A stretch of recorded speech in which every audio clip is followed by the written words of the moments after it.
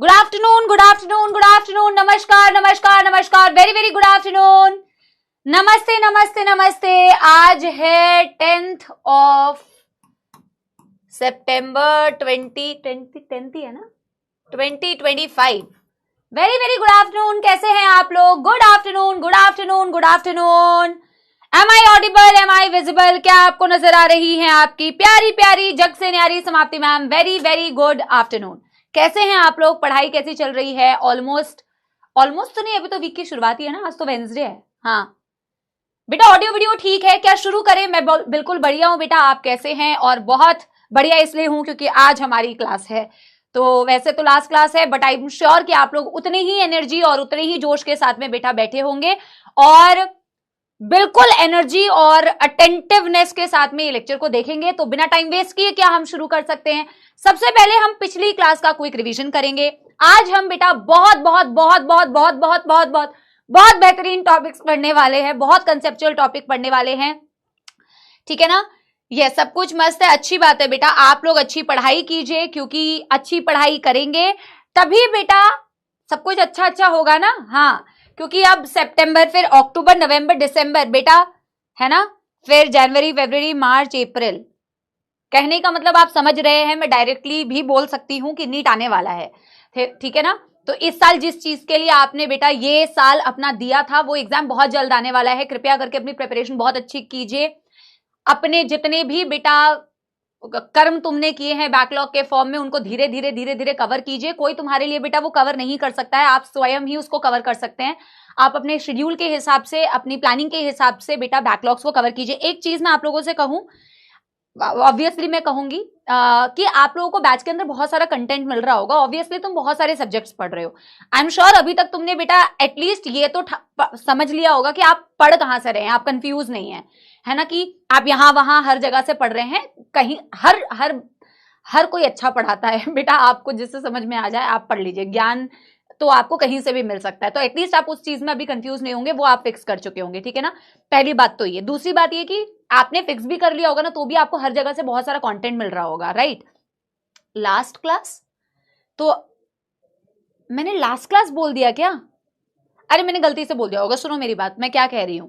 तो हर जगह से तुम्हें कुछ कुछ बेटा कंटेंट मिल रहा होगा, कुछ क्वेश्चन प्रैक्टिस मिल रही होगी, कुछ क्लास में कराया जा रहा होगा, एक्सेट्रा एक्सेट्रा, बहुत सारी चीजें क्लास में तुम्हें मिल रही होगी। जैसे मैंने कल आप लोगों को इसकी क्वेश्चन प्रैक्टिस करवाई थी, मैंने कहा भी था टेलीग्राम पे, आप लोगों को बताया था कि मैंने आपको प्रैक्टिस सेशन दिया है। फिर मैंने आपसे ये भी कहा कि बेटा आप अपने टाइम के अनुसार देख लो, आप देखो बट इतना प्रेशर मत लो कि आपको जो भी चीज, बहुत सारी चीजें एक साथ में मिल रही है तो आपको सारी चीजें एक साथ में करनी है। आई नो कि आप लोगों के ऊपर बेटा बहुत सारे सब्जेक्ट्स पैरेलली चल रहे हैं और आपको बहुत सारी चीजें एक साथ में कवर करनी है। तो इस मतलब टेंशन में मत रहना कि अभी तुरंत, मान लो कुछ फिजिक्स का भी आ गया है, केमिस्ट्री का भी आ गया है, बॉटनी का भी आ गया है, तो सारी चीजें एक साथ में कवर करनी है। ऐसा नहीं है, कवर कर लो बट अपने टाइम के अकॉर्डिंग कवर करो और अपने अनुसार उसे मैनेज करो, ठीक है ना? क्योंकि बहुत सारी चीजें मिल रही है और सबसे पहला आपका टारगेट ये होना चाहिए आप लेक्चर्स को अच्छे से फॉलो कर रहे हो। पहली चीज तो वो होनी चाहिए। सारी चीजें कंज्यूम में कर लूं और कुछ भी अच्छे से ना करूं तो उसका कोई फायदा नहीं है। सबसे पहला आपका टारगेट बेटा ये होना चाहिए कि एटलीस्ट मेरे को लेक्चर्स अच्छे से देखने हैं और मुझे रिवीजन मल्टीपल टाइम्स करना है, क्योंकि जितने अच्छे से आप रिवाइज करोगे ना बेटा, उतना कंटेंट आपको रिटेन रहेगा। और फिर उसके साथ में आप बेटा चीजों को साथ साथ में मैनेज करो, ठीक है ना? अब शुरू करते हैं बेटा हम आज का लेक्चर। सबसे पहले आज का topic conduction and transmission of nerve impulse आज हम पढ़ेंगे। आज हम थोड़ा सा वो वाला पार्ट भी पढ़ेंगे जो मैंने आपसे कहा था ना एनसीईआरटी में दिया नहीं हुआ है, इनिशिएशन ऑफ इंपल्स, वो भी मैं थोड़ा सा आपको बताऊंगी क्योंकि वो आज के टॉपिक में काम आएगा, ठीक है ना? और ये है मेरा टेलीग्राम चैनल, इसे ज्वाइन कर लीजिए। हाँ, हैंड रिटन नोट्स तो आप लोगों के पास आ गया। मैंने बोला ना बेटा कंटेंट आपके पास बहुत सारी चीजें आ रही है, इसका ये मतलब नहीं है कि अब तुम मैम हैंड रिटन नोट्स भी देख लूं क्या? अब आपने हैंड रिटन नोट्स अपलोड कराया है बैच के अंदर, तो क्या वो नहीं देखूंगा तो मेरा सिलेक्शन नहीं होगा क्या? मेरे को पता है ऐसी माइंडसेट वाले बच्चे होते हैं, उनको लगता है कि उसमें से कुछ नया मिल जाएगा। क्लास में उन्होंने अच्छे से फॉलो किया हो ना किया हो, जो भी चीजें मिल रही है सब कुछ देखना जरूरी है बेटा, ऐसा नहीं है। यही मैं आपसे कहना चाह रही हूं कि फोमो में मत कीजिए, ठीक है ना? किसी चीज की सच में आपको रिक्वायरमेंट है तो आप कीजिए और अपने टाइम को मैनेज करते हुए चलिए, लेकिन पहली प्रायोरिटी आपकी होनी चाहिए। आप क्लास आ नहीं रहे हैं, आपकी अटेंडेंस है नहीं और आप सोच रहे हैं कि सारी चीजें पैसिवली मैं करता जाऊंगा तो उससे हो जाएगा सब कुछ, नहीं।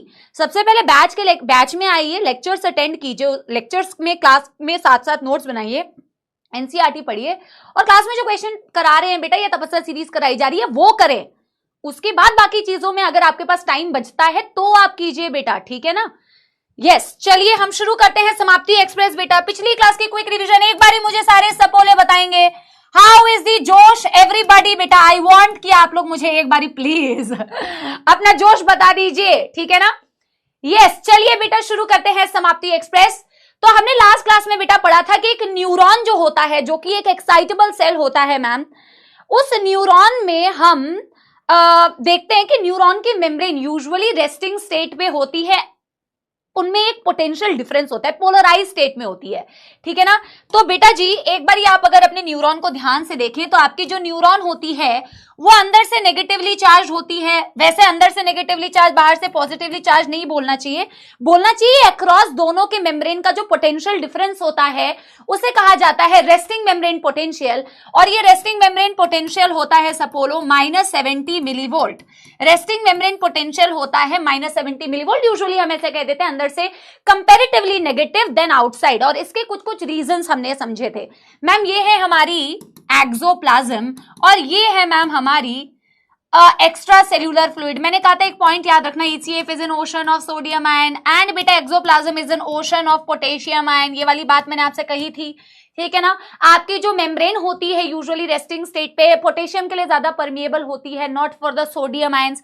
और मैंने आपसे कहा था ये जो अंदर नेगेटिव बाहर पॉजिटिव दिख रहा है कुछ कुछ फैक्टर्स की वजह से दिखता है। एक्सॉन की मेम्ब्रेन पे मैंने तुम्हें कुछ पंप्स बताए थे और कुछ आयन चैनल्स बताए थे। पंप्स में मैंने तुम्हें बताया था जैसे सोडियम पोटेशियम एक्टिव पंप है ना, ये एक्टिव पंप जो होता है एटीपी का यूज करता है, 3 सोडियम को बाहर फेंकता है, 2 सोडियम को अंदर लेके आता है। जहां सोडियम ऑलरेडी ज्यादा है वहां फेंक रहा है, 3 सोडियम वहां फेंक रहा है, तो एनर्जी लगती है ना बेटा। और एक्चुअल में यही जो सोडियम पोटेशियम पंप होता है ना, वो इस रेस्टिंग मेम्ब्रेन पोटेंशियल को मेंटेन करने के भी काम में आता है कि 3 सोडियम बाहर फेंकता है और 2 पोटेशियम अंदर लेके आता है। बाहर सोडियम ज्यादा है, अंदर पोटेशियम ज्यादा है, ठीक है ना। और मैम ये जो रेस्टिंग मेम्ब्रेन पोटेंशियल में हमें ये जो पोलराइज स्टेट हमें दिख रही है, ये पोलराइज स्टेट है ना। पोलराइज स्टेट का मतलब होता है कि मैम पोल्स बनना, अंदर नेगेटिव बाहर पॉजिटिव। ये जो पोलराइज स्टेट दिखती है ये हमें दिखती है नंबर 1, अंदर होते हैं खूब सारे नेगेटिवली चार्ज प्रोटीन्स, और ये नेगेटिवली चार्ज प्रोटीन्स जो अंदर प्रेजेंट होते हैं ये आपके मेम्ब्रेन को कंपैरेटिवली अंदर से नेगेटिव बना रहे हैं बेटा, right.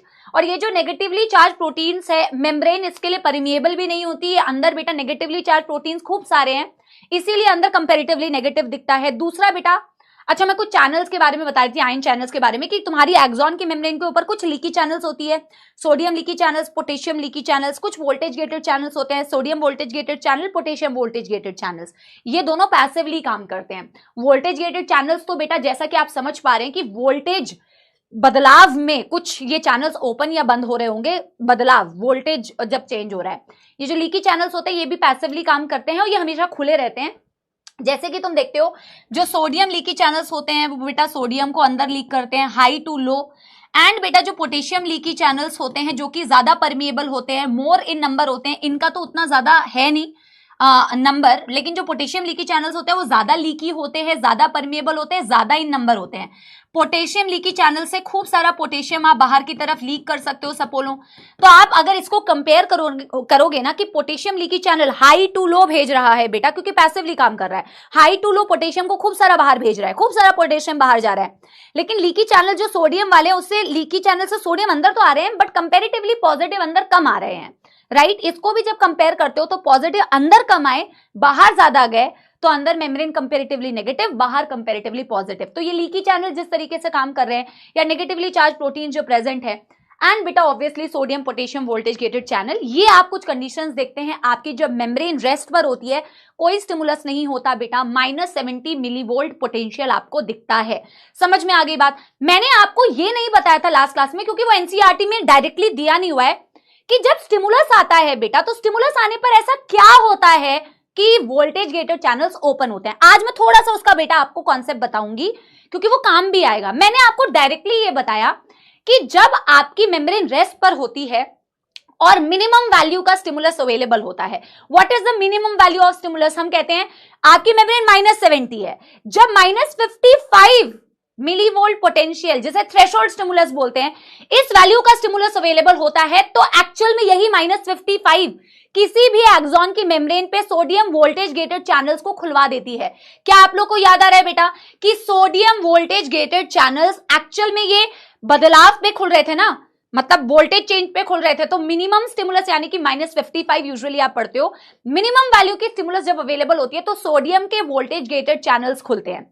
So sodium voltage gated channels will open when, मतलब मैंने आपको मिनिमम स्टिमुलस का मतलब ऐसे समझाया था कि देखो कोई बच्चा ना रिस्पॉन्स तो करता है, उसमें भी एक्शन पोटेंशियल जनरेट हो सकता है, वो भी एक्साइटेटरी है, लेकिन उसको 1 चॉकलेट दी तो वो बेटा खुश नहीं हुआ, उसको 2 चॉकलेट दी तो वो खुश नहीं हुआ, उसको 3 चॉकलेट दी तो समझ रहे हो वो खुश हो गया।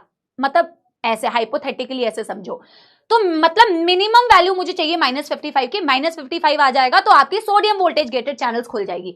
जब आपने बेटा मेम्ब्रेन को ऐसे पढ़ा तो आपने कहा कि आपकी मेम्ब्रेन में जैसे माइनस था सबसे पहले और पॉजिटिव था बेटा, जिसे आप कह रहे थे रेस्टिंग मेम्ब्रेन पोटेंशियल, जैसे ही मिनिमम वैल्यू का स्टिमुलस होता है -55, यहां सोडियम वोल्टेज गेटेड चैनल्स खुलते हैं। ऑब्वियसली वोल्टेज चेंज पर बेटा ये ओपन हुए थे और ऑब्वियस सी बात है बेटा सोडियम की एंट्री होगी हाई टू लो, है ना। और ऐसे भी टेक्निकली आपको समझ में आना चाहिए कि मैम पहले अंदर नेगेटिव है तो ऑब्वियसली अब अंदर पॉजिटिव होगा बेटा और बाहर नेगेटिव हो जाएगा, अंदर पॉजिटिव हो रहा है तो पॉजिटिव आयंस डेफिनेटली अंदर आ रहे होंगे मैम।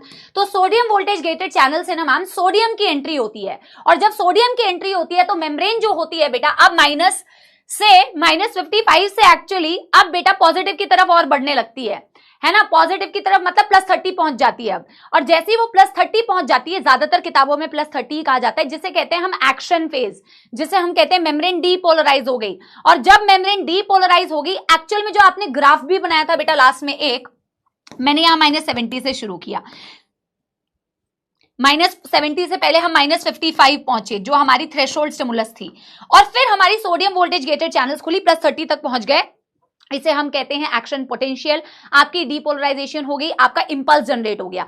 जैसे ही मेम्ब्रेन डीपोलराइज हो जाती है, +30 आने पर बेटा sodium voltage gated channels again बेटा वोल्टेज के प्रति ये रिस्पॉन्स कर रहे हैं ना, वोल्टेज चेंज के प्रति ये रिस्पॉन्स कर रहे हैं। +30 पहुंचते ही सोडियम वोल्टेज गेटेड चैनल्स को पता चल जाता है कि now they need to close, और अब कौन ओपन हो जाती है बेटा, पोटेशियम वोल्टेज गेटेड चैनल्स।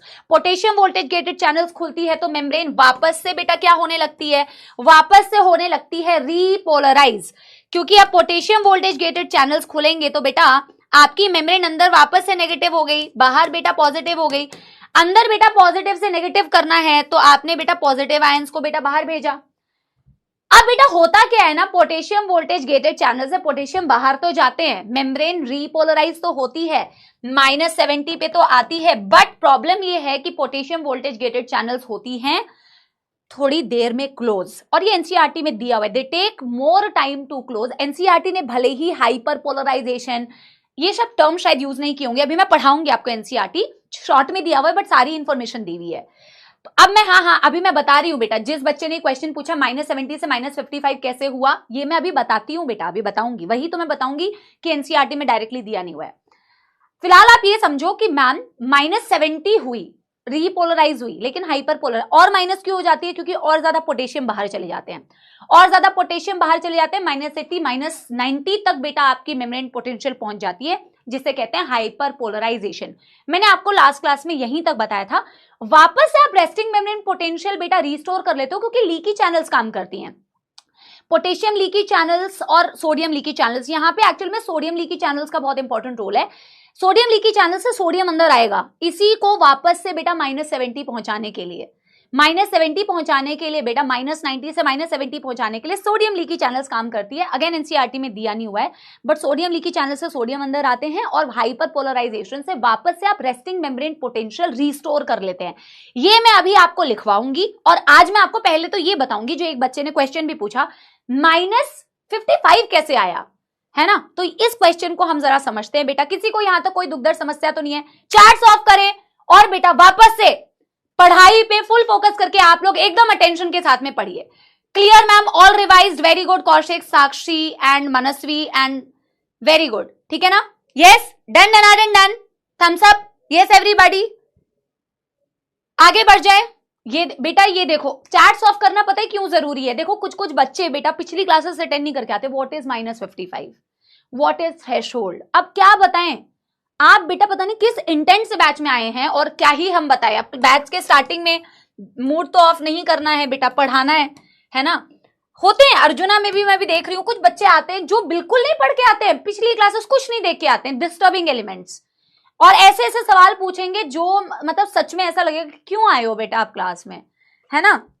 चलिए शुरू करते हैं। आई होप कि जो बच्चा सिंसियरली सच में डेली क्लास में आता है, जिसकी अटेंडेंस सही में ऐसी है, जो रेगुलर क्लास में आ रहा है, उसको समझ में आ रहा है सारी चीजें, ठीक है ना। चैट्स ऑफ कर देते हैं बेटा, ठीक है ना। हाँ, हमने आज बेटा, अभी तक हमने बेटा पढ़ा हाइपर पोलराइजेशन तक, और फिर वापस से रेस्टिंग मेम्ब्रेन अचीव हो जाता है। मैं वो वाला पॉइंट भी लिख दे रही हूँ, because of the working of the leaky channels. Leaky channels की वर्किंग की वजह से, मेनली सोडियम लीकी चैनल्स की वर्किंग की वजह से वापस से आप हाइपर पोलराइजेशन से बेटा रेस्टिंग पोटेंशियल को रिस्टोर कर लेते हो। अब देखो, आप मेरी बात को पहले ध्यान से समझो। मैंने अभी आपको generation of action potential sodium voltage gated channel से इनिशिएट हुआ है ना, कि माइनस से +30 तक कैसे पहुंचा, एक्शन पोटेंशियल कैसे हुआ।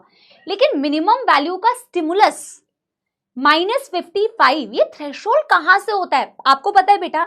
डायरेक्टली एनसीईआरटी में नहीं दिया हुआ, थोड़े एक्स्ट्रा एफर्ट्स लगेंगे, टाइम लगेगा समझने में, पर आप समझिए, क्योंकि यही जो कॉन्सेप्ट है ये आपको आगे अभी हेल्प करेगा जब हम पढ़ेंगे कंडक्शन ऑफ नर्व इंपल्स। अभी तक हमने जनरेट कराया इंपल्स, अब हम देखेंगे एक न्यूरॉन में ना, जहां पे आप इनिशिएट करते हैं, एक्शन पोटेंशियल जनरेट करते हैं, वहां से न्यूरॉन के एंड तक ये इंफॉर्मेशन कैसे जाती है। एक माइलिनेटेड न्यूरॉन में कैसे जाती है, एक अनमाइलिनेटेड न्यूरॉन में ये इंफॉर्मेशन कैसे जाती है, उसमें भी यही चीज अभी काम में आएगी, ठीक है ना। पहले तो मैं एक नोट डाल के सबसे पहले पॉइंट लिखती हूं, resting membrane potential is again restored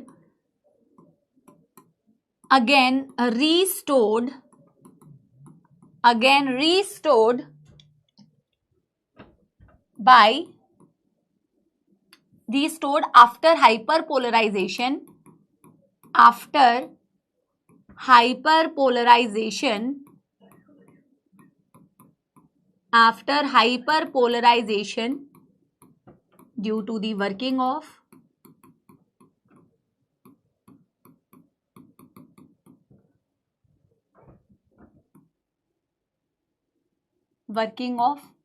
leaky channels। और ये अतिरिक्त ज्ञान है वैसे तो लिख लो, sodium leaky channel sends sodium inside, तो -90 से आप वापस से -70 रिस्टोर कर पाते हो, सो दैट आप एक नया एक्शन पोटेंशियल वापस से जनरेट कर पाओ। मेम्ब्रेन को -70 में क्यों लेके आ रहे हैं, ताकि एक नया एक्शन पोटेंशियल जनरेट हो पाए। अब मैं बेटा अगेन थोड़ा सा अतिरिक्त ज्ञान का ही पार्ट है, बट ब्यूटीफुल कॉन्सेप्ट, कि how threshold stimulus is achieved. क्या इसे बनाना है? एब्सोल्युटली बेटा बनाना है। ये जो हम -55 कह रहे हैं, ये कैसे अचीव होता है, बनाना है, बिल्कुल बना के शॉर्ट में करेंगे, बट बना के करेंगे। ये हम बना रहे हैं बेटा एक न्यूरॉन,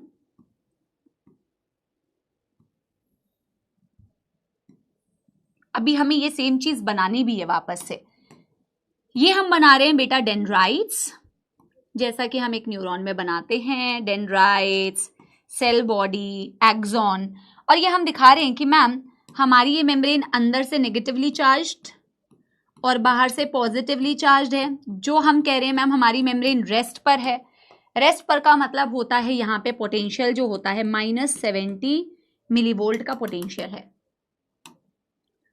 -70 मिलीवोल्ट पोटेंशियल है, ठीक है ना। यस। अब देखो बेटा, जैसे ही हमने कहा था कि हमें स्टिमुलस चाहिए होता है, स्टिमुलस का मतलब होता है any kind of stimulus. Touch is a stimulus, smell is a stimulus, taste is a stimulus, light is a stimulus.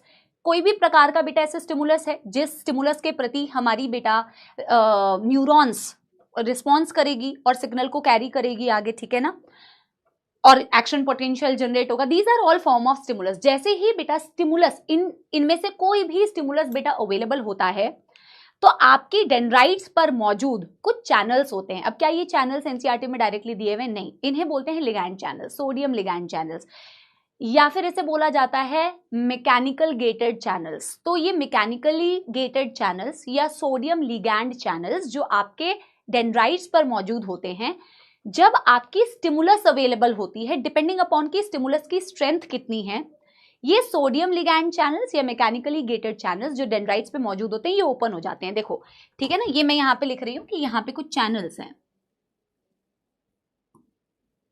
Dendrites पर जो मैंने बनाए हैं। सबसे पहले मैं इसको लेबल करती हूं, these are called as sodium ligand channels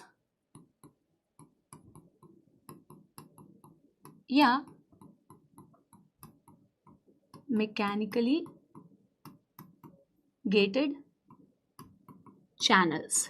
ये किसके प्रति रिस्पॉन्स करते हैं? ओपन इन रेस्पॉन्स टू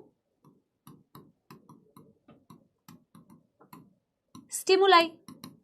जब आपके पास स्टिमुलस है, अब स्टिमुलस क्या है बेटा? स्टिमुलस कोई भी, आपका touch is a stimulus, mechanical stimulus, आपका स्मेल इज अ स्टिमुलस, आपका बेटा लाइट इज अ स्टिमुलस, मान लो, एक्सेट्रा एक्सेट्रा, जो हमने पिछली क्लास में ऑलरेडी डिस्कस कर लिया था। अब जब आपका स्टिमुलस अवेलेबल होता है ना बेटा, डिपेंडिंग अपॉन कि कितना स्ट्रेंथ का स्टिमुलस है, ये सोडियम के लिगैंड चैनल्स ओपन होते हैं। अब सोडियम के लिगैंड चैनल्स ओपन होते हैं तो मैम किसकी एंट्री होगी? ऑब्वियसली सोडियम की एंट्री होगी।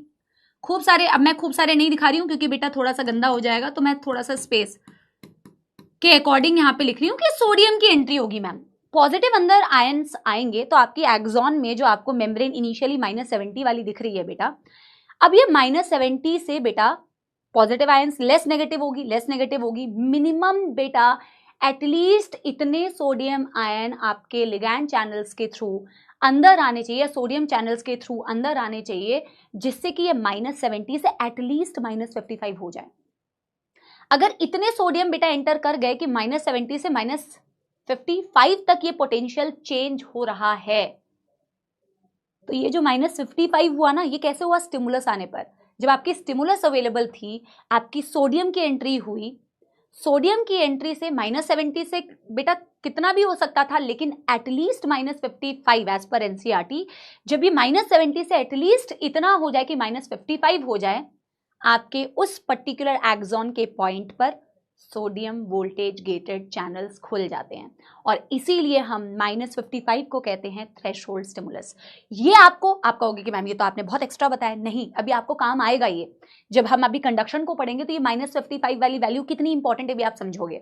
तो मैंने सिंपल सी बात एक कही कि स्टिमुलस अवेलेबल था, और स्टिमुलस कोई भी ऐसा स्टिमुलस था, आपके डेंड्राइट पे बेटा कुछ लिगैंड चैनल्स थे जिन्होंने स्टिमुलस के प्रति रिस्पॉन्स किया और सोडियम की एंट्री करवाई। मैम इस सोडियम की एंट्री से हुआ क्या? इस सोडियम की एंट्री से पॉजिटिव आयंस अंदर आ रहे हैं ना, पॉजिटिव आयंस अंदर आ रहे हैं, तो एटलीस्ट ये मेम्ब्रेन जो है -70 से बेटा क्या हो जाए? -70 से -55 मिलीवोल्ट, जो बच्चे का क्वेश्चन था। कितना प्यारा कॉन्सेप्ट है, आप मुझे बताओ बेटा। इसे कहते हैं थ्रेशोल्ड, इसे कहते हैं थ्रेशोल्ड। एटलीस्ट इतने सोडियम अंदर आने चाहिए थे जिससे ये वाली वैल्यू बेटा जनरेट हो जाए, इसे कहते हैं थ्रेशोल्ड स्टिमुलस। जैसे ही थ्रेशोल्ड वाली स्टिमुलस जनरेट हो गई तो बेटा इसी से सिग्नल मिलेगा sodium VGC, and sodium VGC will then in response to it will open. मुझे बताइए, किसी को यहां तक कोई दुख दर्द समस्या?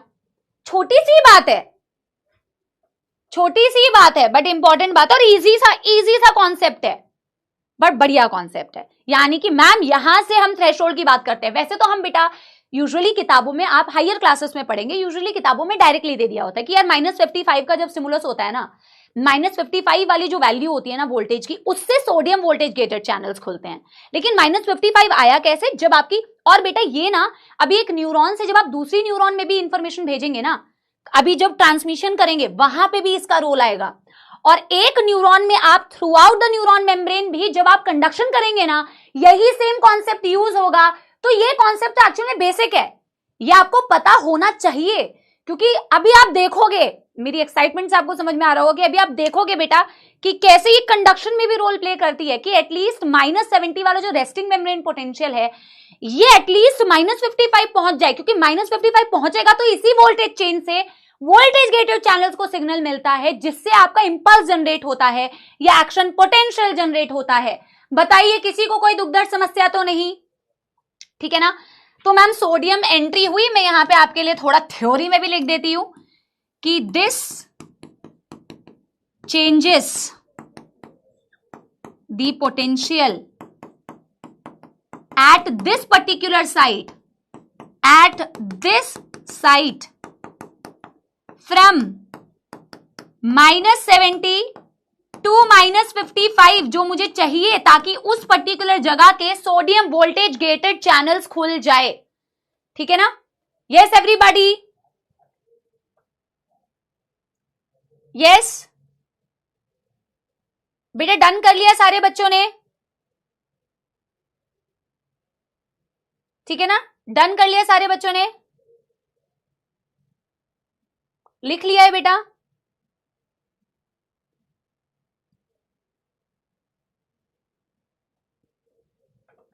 चलिए चलिए चलिए, अब देखो क्या होगा बेटा। अब मैं आपको वापस से एक चीज बताती हूं।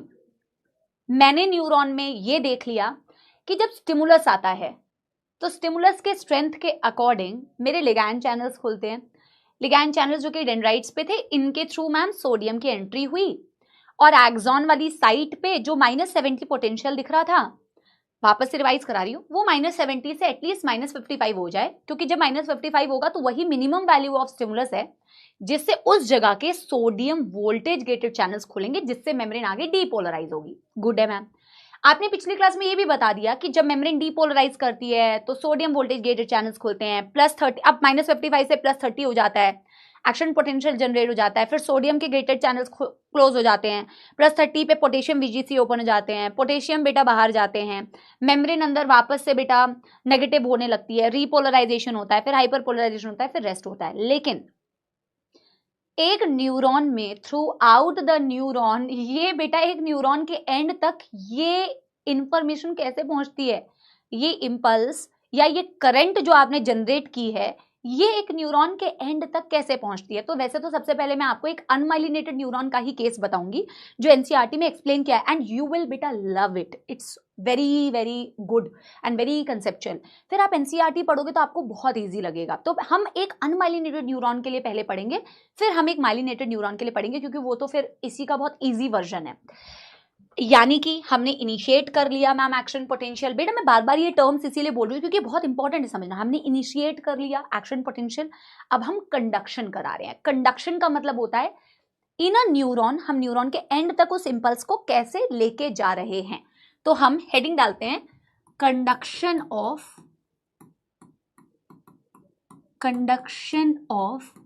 Nerve impulse. हम कैसे इस इंफॉर्मेशन को बेटा लेके जा रहे न्यूरॉन के एंड तक। मतलब मैं ये भी लिख दे रही हूं कि इसका मतलब ये है ma'am, how do we carry the impulse to या till the axon terminal within a neuron, एक ही न्यूरॉन में, within a न्यूरॉन, एक ही न्यूरॉन में हमने इसको कैसे बेटा कैरी किया। अब इसके लिए ड्राइंग बनानी पड़ेगी, ठीक है ना। तो बनाओ, अरे यार ठीक है ना, बनाओ बेटा, इसे बनाओ। नॉर्मल पोर्ट्रेट में बना सकते हैं क्या? यस बिल्कुल बना सकते हैं, बिल्कुल बना सकते हैं यार, नॉर्मल पोर्ट्रेट में बनाओ।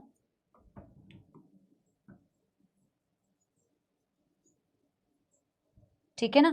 अभी देखो मेम्ब्रेन जो है आपकी, अब मैंने क्या कर रही हूँ बेटा, अनमाइलिनेटेड न्यूरॉन बना रही हूँ। मैं इस न्यूरॉन की मेम्ब्रेन को कुछ जोन्स में डिवाइड कर देती हूँ, जैसे कि तुम्हारी एनसीईआरटी में भी दिया हुआ है, जैसे कि तुम्हारे क्वेश्चंस में भी पूछा जाएगा। तो मैं न्यूरॉन की मेम्ब्रेन को कुछ जोन्स में डिवाइड कर दे रही हूँ। जोन्स का मतलब मैं रीजन्स में डिवाइड कर दे रही हूँ। ये हो गया ए, ये हो गया बी, ये हो गया सी, जैसा कि एनसीईआरटी में दिया हुआ है एक अनमाइलिनेटेड न्यूरॉन के केस में। और बेटा हम यूजुअली क्या कह रहे हैं, आपकी मेम्ब्रेन रेस्ट पर है या पोलराइज्ड स्टेट में है, रेस्टिंग मेम्ब्रेन पोटेंशियल या फिर पोलराइज स्टेट है, यानी कि -70 मिलीवोल्ट पोटेंशियल है। और मैं अगर इस डायग्राम के अकॉर्डिंग बेटा आपको लिखना चाहूं तो मैं ऐसे लिख सकती हूं कि ये भी रेस्टिंग मेम्ब्रेन पोटेंशियल पर है, ये भी रेस्टिंग मेम्ब्रेन पोटेंशियल पर है, और ये भी बेटा क्या है, रेस्टिंग मेम्ब्रेन पोटेंशियल पर एग्जिस्ट कर रही है। अभी तक सारी मेम्ब्रेन, और बेटा ऐसे करके एक्सॉन टर्मिनल तक भी बना सकते हो, लेकिन आपको टिल एक्सॉन टर्मिनल इतनी थ्योरी लिखने की जरूरत नहीं है, इतने में ही आप समझ जाओगे, ठीक है ना। अब मैं कह रही हूं बेटा जैसे ही आपका, अब वही वाला कॉन्सेप्ट अप्लाई करो। अब मैं यहाँ पे अगर कहूं इस साइड में आपकी बेटा सेल बॉडी है और डेंड्राइट्स है, जैसे ही स्टिमुलस आया, कोई भी मैकेनिकल स्टिमुलस, कोई भी केमिकल स्टिमुलस, सोडियम की एंट्री हुई, सोडियम की एंट्री हुई तो एट दिस पर्टिकुलर साइट, तो मैं बना के ही आपको वापस से बता दे रही हूँ, वापस से आपका रिवीजन। यहाँ पे मान लो मैंने डेंड्राइट्स पे बनाए हुए थे कुछ सोडियम के चैनल्स, इससे क्या होगी बेटा, सोडियम की एंट्री हो रही थी सोडियम की एंट्री। जैसे बेटा सोडियम की एंट्री हो रही थी तो एट ए साइट, ए वाली साइट पे मिनिमम वैल्यू का स्टिमुलस जनरेट होना चाहिए था। तो मैम यहाँ पे ये सोडियम की एंट्री की वजह से ये -70 से -55 पहुंच रहा होगा। पहले आप मुझे बताइए कि इतने को समझने में कोई कष्ट, ये तो मैंने पीछे का ही आपको बताया है सिर्फ। मैंने एक न्यूरॉन को बेटा, कुश बेटा वेरी गुड, साक्षी बेटा very good, Sameer very good, देखो मैंने इस न्यूरॉन को कुछ पार्ट्स में डिवाइड कर दिया ना, ए रीजन, बी रीजन, सी रीजन, सबको मैंने अभी रेस्ट पर बताया है। और मैंने आपसे सिर्फ इतना कहा कि मिनिमम वैल्यू ऑफ स्टिमुलस हमारे पास होना चाहिए, तभी तो हम कॉन्सेप्ट को पढ़ेंगे। और हमने पिछली क्लास में वैसे तो पढ़ लिया है कि एक पर्टिकुलर जगह पे जब minimum value of stimulus generate होता है तो उसकी मेम्ब्रेन कौन कौन से फेजेस से जाती है, वो रेस्ट से डीपोलराइज होती है, डीपोलराइज से रीपोलराइज होती है, हाइपरपोलराइज होती है, वापस से रेस्ट पर आ जाती है। तो मैंने सिर्फ यहां तक आपको समझाया कि जब आपकी बेटा स्टिमुलस थी -70 से पहले -55 होगा, मतलब मिनिमम वैल्यू ऑफ स्टिमुलस आ जाएगा। अब आप पहले मुझे बताइए, एटलीस्ट बेटा दिस इज द मिनिमम, ठीक है ना। आप पहले मुझे बताइए कि इसकी एंट्री होने पर -55 जब हो रहा है तो इसकी एंट्री होने पर बेटा ए वाली साइट की ही मैं बात करूंगी क्योंकि वो नियरेस्ट साइट है, ए वाली साइट पर कौन से वोल्टेज गेटेड चैनल्स खुलने चाहिए अगर -55 वैल्यू का स्टिमुलस तुम्हारे पास आ चुका है। तो मैं क्या कह सकती हूँ बेटा, जैसे -55 अचीव होती है, only I am talking about A site, क्या मैं कह सकती हूँ बेटा ए साइट पर -55 की वजह से क्या इसकी ओपनिंग होगी सपोलो, क्या सोडियम VGC ओपन होंगे। मैं बी सी किसी की बात नहीं कर रही हूँ, मैं सिर्फ ए साइट की बात कर रही हूँ। क्या यहाँ पे ये वाली कहानी दिखेगी यस और नो? आप ही मुझे आंसर बताएंगे और अभी आप खुद ही समझेंगे कि मैम ये तो इतना इजी है, हमें आता है ऑलरेडी, बस हमें थोड़ी सी गाइडेंस चाहिए थी, अदरवाइज हम खुद कर सकते हैं ये, क्योंकि आप ऑलरेडी पढ़ चुके हो तो आप कर सकते हो। इट्स जस्ट दैट मुझे थोड़ा सा आपको डायरेक्शन देना पड़ेगा, बाकी दिस यू ऑलरेडी नो, ठीक है ना। अब बेटा आप देखो, अब एक चीज, इसको करते हैं कॉपी और इसको लेके आते हैं यहाँ। इसके बाद क्या होने वाला है मैम, ठीक है ना, तो इसके बाद क्या होने वाला है बनाते हैं, इसको फिर से बेटा मिटा देते हैं ऐसे, इसको फिर से मिटा देते हैं ऐसे, ठीक है ना। इस एरो को थोड़ा सा बड़ा बना लेते हैं कि अगले स्टेप में क्या होने वाला है, अगले स्टेप में क्या होने वाला है। अगेन बेटा इसको कुछ रीजन्स में हम डिवाइड कर देते हैं, रीजन्स क्या, जो पहले से डिवाइडेड है वही, ठीक है ना, जो पहले से डिवाइडेड है वही, ठीक है, यस। अब देखो ये ए वाला रीजन है, चैट्स ऑफ कर देती हूँ बेटा ताकि आप फिर से बेटा एकदम ध्यान लगा पाए। यहाँ पे बेटा जबरदस्ती का ध्यान लगवाना पड़ता है। अब मैं कह रही हूँ ये फिर से ए वाला रीजन है गाइज, ये बी वाला रीजन है गाइज, और ये सी वाला रीजन है गाइज। अब बेटा मैंने कहा कि आपके पास यहाँ पे सोडियम वोल्टेज गेटेड चैनल्स खुले हैं, सोडियम वोल्टेज गेटेड चैनल्स खुलेंगे तो मैम ऑब्वियस सी बात है यहाँ पे सोडियम की एंट्री हो चुकी होगी, यस। और जब यहाँ सोडियम की एंट्री हो चुकी होगी मैम, तो यहाँ की मेम्ब्रेन अब -55 से +30 पहुंचेगी कि नहीं पहुंचेगी। मैम बिल्कुल सही, आपने लास्ट क्लास में ये पढ़ाया था। तो मैम यहाँ की मेम्ब्रेन अब -55 थ्रेशोल्ड तो ऑलरेडी था, लेकिन सोडियम की एंट्री की वजह से अंदर से बेटा अब ये पॉजिटिव हो जाएगी, बाहर से अब ये नेगेटिव हो जाएगी। तो मैं क्या कह सकती हूँ, एट ए साइट, बहुत ध्यान से बातों को सुनिएगा, बहुत इंपॉर्टेंट बात बता रही हूँ, मजेदार कंसेप्चुअल। यहाँ ए वाली साइट पे क्या मैं कह सकती हूं कि ए वाली साइट जो पहले तो रेस्टिंग मेम्ब्रेन पोटेंशियल पर थी, अब वो डीपोलराइज हो गई गाइस। क्या मैं कह सकती हूँ ये वाली साइट डीपोलराइज हो गई। अभी ये रेस्ट पर है मैम, ठीक है कोई दिक्कत नहीं है, अभी ये रेस्ट पर है, ये भी रेस्ट पर है, इसके आगे की पूरी मेम्ब्रेन बेटा एक्सॉन टर्मिनल तक रेस्ट पर ही है, ठीक है ना। तो मैं ये कह सकती हूं सपोलो कि ये डीपोलराइज्ड हो गई, बट ये वाली मेम्ब्रेन अभी भी रेस्टिंग मेम्ब्रेन पोटेंशियल पर है और ये वाली मेम्ब्रेन भी अभी भी रेस्टिंग मेम्ब्रेन पोटेंशियल पर है। मुझे बताइए, इसको समझने में एक एक पढ़ा रही हूं, एक एक बना रही हूं, और आप भी एक एक बनाइए, एक एक पढ़िए। बताइए किसी को इसको समझने में कोई कष्ट? बताइए बताइए जल्दी से। अब आपको समझ में आएगा कि मैम ने ये वाली चीज क्यों बताई थी, क्योंकि ये अभी काम आएगी बेटा यहाँ पे, ठीक है ना। किसी को कोई दिक्कत बेटा यहां तक समझने में? बताइए। Very good Manasvi, Divya, Preeti, yes everybody, Ramandeep, Faizal, very very good, Atif. ये बेटा मेम्ब्रेन आपकी ए वाली डीपोलराइज होगी, बी वाली। अब बेटा एक बात बताओ, आप मुझे खुद से एक बात बताओ, क्या आप इस न्यूरॉन को बार बार स्टिमुलस दोगे? मतलब यहां पे तो स्टिमुलस आ चुका था बेटा, अब तुम्हें न्यूरॉन में, एक न्यूरॉन के अलोंग कंडक्शन करनी है ना, तुम्हें प्रोपगेशन करनी है, इंपल्स को लेके जाना है, तो क्या तुम हर न्यूरॉन के पॉइंट पे बार बार स्टिमुलस दे रहे थे? मतलब एक्सटर्नल स्टिमुलस क्या आ रहा था, ये जो मैं मैकेनिकल स्टिमुलस, केमिकल स्टिमुलस जो भी बोल रही थी, क्या ये बार बार आ रहा था या बार बार आएगा? क्या नहीं ना।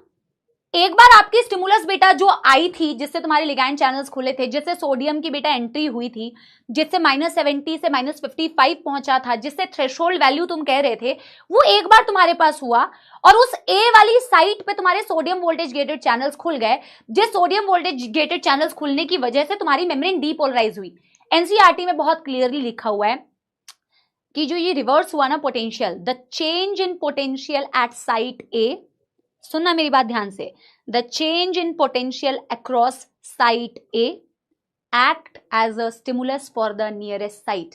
आप देखोगे एनसीईआरटी की खूबसूरत line, the change in potential at site A act as a stimulus for the nearest site. Current तो तुम सब जानते हो ना बेटा, है ना, करंट लगेगा तुम्हें नीट जब आने वाला होगा, है ना। तो करंट तो वैसे तुम वो वाला भी जानते हो, ये वाला करंट भी जानते हो, है ना, कि करंट की मूवमेंट तुम आयंस के फ्लो के फॉर्म में दिखा सकते हो। अब तुम्हारे जो पॉजिटिव आयंस होते हैं बेटा, वो ऑफ कोर्स मैं एक अनमाइलिनेटेड न्यूरॉन के केस में कह रही हूं, तो उनका फ्लो कैसे होगा बेटा? सर्किट कंप्लीट करो, पॉजिटिव से नेगेटिव अंदर की तरफ, करंट का फ्लो ऐसे होगा। सर्किट कंप्लीट कर दो बाहर की तरफ, पॉजिटिव से नेगेटिव, तो आपके आयंस जो होंगे, जैसे पोलैरिटी रिवर्स होती है, मेम्ब्रेन डीपोलराइज होती है, तो आयंस का मूवमेंट हो रहा है A to B and B to A, ठीक है।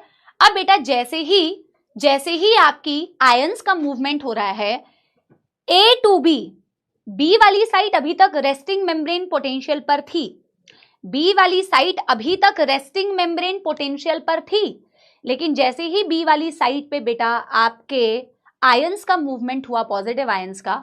अब मुझे बताओ, बी वाली साइट पे जैसे आयंस का मूवमेंट होगा अंदर, ये पॉजिटिव से नेगेटिव की साइड, अभी तक तो वो -70 पे थी, लेकिन जैसे वो -70 वाली पोटेंशियल पर पॉजिटिव आयंस मूव कर रहे हैं, तो क्या वो फिर से -70 से -55 हो सकती है? क्या वो -70 से -55 होगी जब पॉजिटिव आयंस बेटा अंदर मूव करेंगे?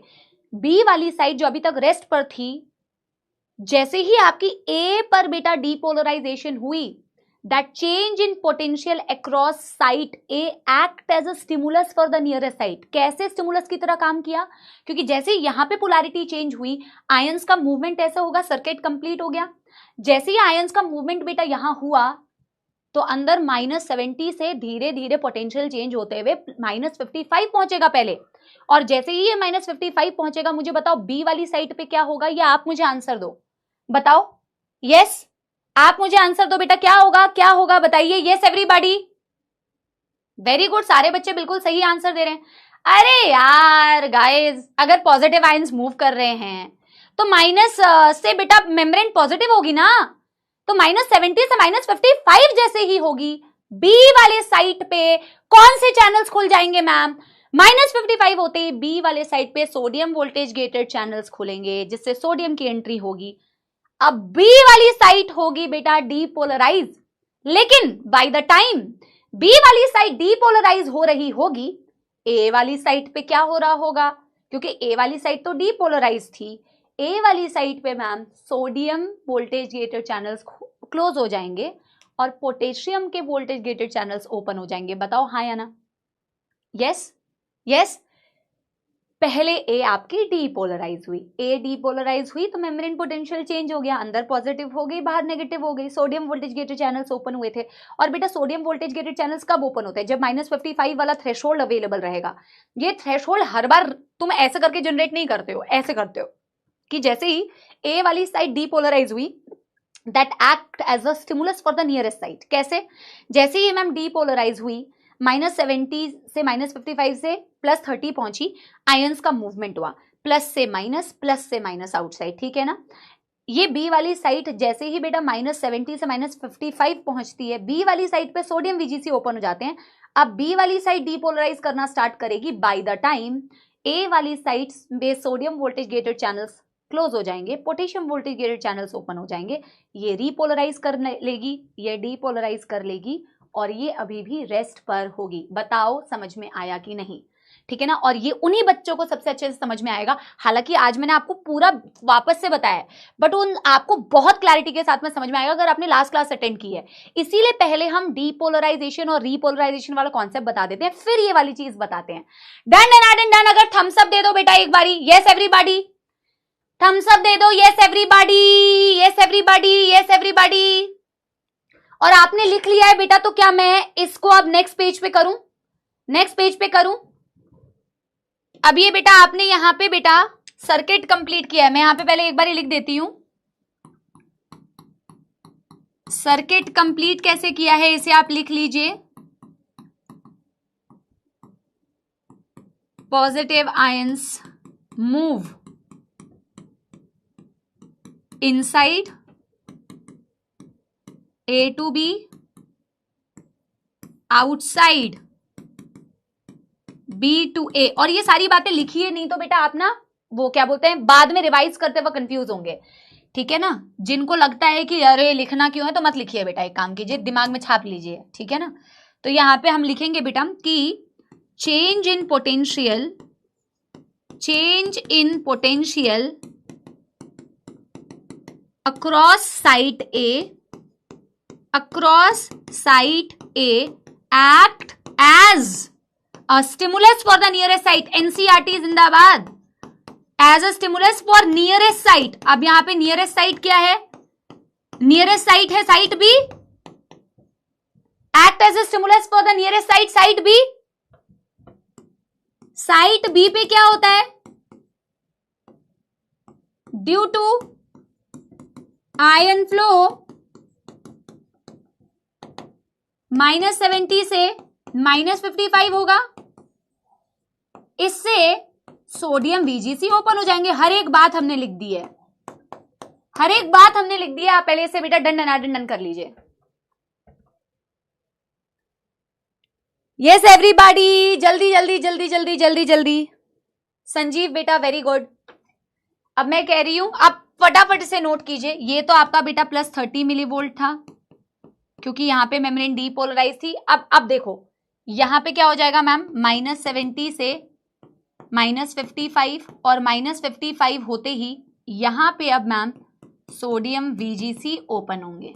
अब नेक्स्ट पेज पे मैं लिखूंगी कि अब यहां पे +30 की वजह से कलर चेंज कर दूं। अच्छा सोडियम वीजीसी को ना ग्रीन कलर से बनाती हूँ जो ऊपर बनाया हुआ है, हालांकि colour doesn't really matter but it's okay, concept matters. आपको कंसेप्ट समझ में आ गया होगा, ठीक है ना। और तरीके से लिखिएगा, इसीलिए मैं थ्योरी लिखवा रही हूँ सो दैट बेटा आपको ना बाद में, अभी तो मजे आते हैं कि कुछ लिखना नहीं पड़ रहा है, बाद में जब समझ नहीं आता है ना अपनी ही लिखावट तो फिर समझ में आता है। +30 की वजह से पोटेशियम ओपन होते हैं, लास्ट क्लास में लिख चुके हैं। -55 की वजह से सोडियम ओपन होता है, ये भी लास्ट क्लास में लिख चुके हैं। अब आगे पढ़ते हैं, ठीक है ना। Done everybody.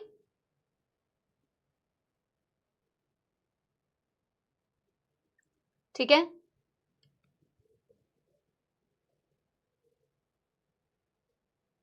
अरे आप पहले बेटा इसे लिखिए। देखो एक बात बताओ, सपोलो तुम मेरे से कितने टाइम से पढ़ रहे हो, क्या तुम्हें मैं रिवाइज नहीं कराती हूँ? अब इस कॉन्सेप्ट को मैंने कितनी बार रिवाइज कराया, तुम्हें क्लास में भी रिवाइज कराती हूँ, पूरा पढ़ाने के बाद भी रिवाइज कराती हूँ, समाप्ति एक्सप्रेस भी कराती हूँ। तो तुम्हें ये टेंशन नहीं लेने की मैम एक बार और रिवाइज करा दो। कुछ बच्चे सिर्फ ये लिखने के लिए ही बैठे होते हैं, 1 मोर टाइम रिपीट। क्या रिपीट नहीं करती हूँ मैं, और ये पढ़ाने के बाद वापस से रिपीट करूंगी, एनिमेशन भी दिखाऊंगी। लेकिन तुम्हारा पर्पस दिमाग अगर क्लास में यही सोच के बैठेगा ना कि टीचर तो करता ही है, जो कि यूजुअली बेटा बच्चों का हो चुका है, तो वो फर्स्ट टाइम में कभी ध्यान से नहीं सुनता है। फर्स्ट टाइम में ध्यान से सुनोगे तो जब 4 बार मैम रिवाइज कराएंगी ना, तो तुम्हारा 4 बार रिवीजन हो रहा होगा। ठीक है ना, वो माइंडसेट चेंज करो अपना। रिवाइज तो मैं इसको पूरा कराने के बाद अभी आपको कराऊंगी बेटा, ठीक है। डन कर लिया, डन कर लिया। +30 कैसे, उसके लिए पिछला एपिसोड देख लीजिए बेटा, उसके लिए पिछला एपिसोड देखिए बेटा, और थोड़ा ध्यान से देखिए, ठीक है। और अब हम बेटा करने वाले हैं अगेन अगला स्टेट, और यही लास्ट आप करना, क्योंकि throughout the axon membrane ना बेटा यही कहानी चलती रहती है, तो आपको अब पूरा करने की जरूरत नहीं है, आप सिर्फ यहां तक भी कर लेंगे तो आपके लिए काफी है। अब इसको मैं वापस से बेटा कुछ पार्ट्स में डिवाइड कर देती हूं,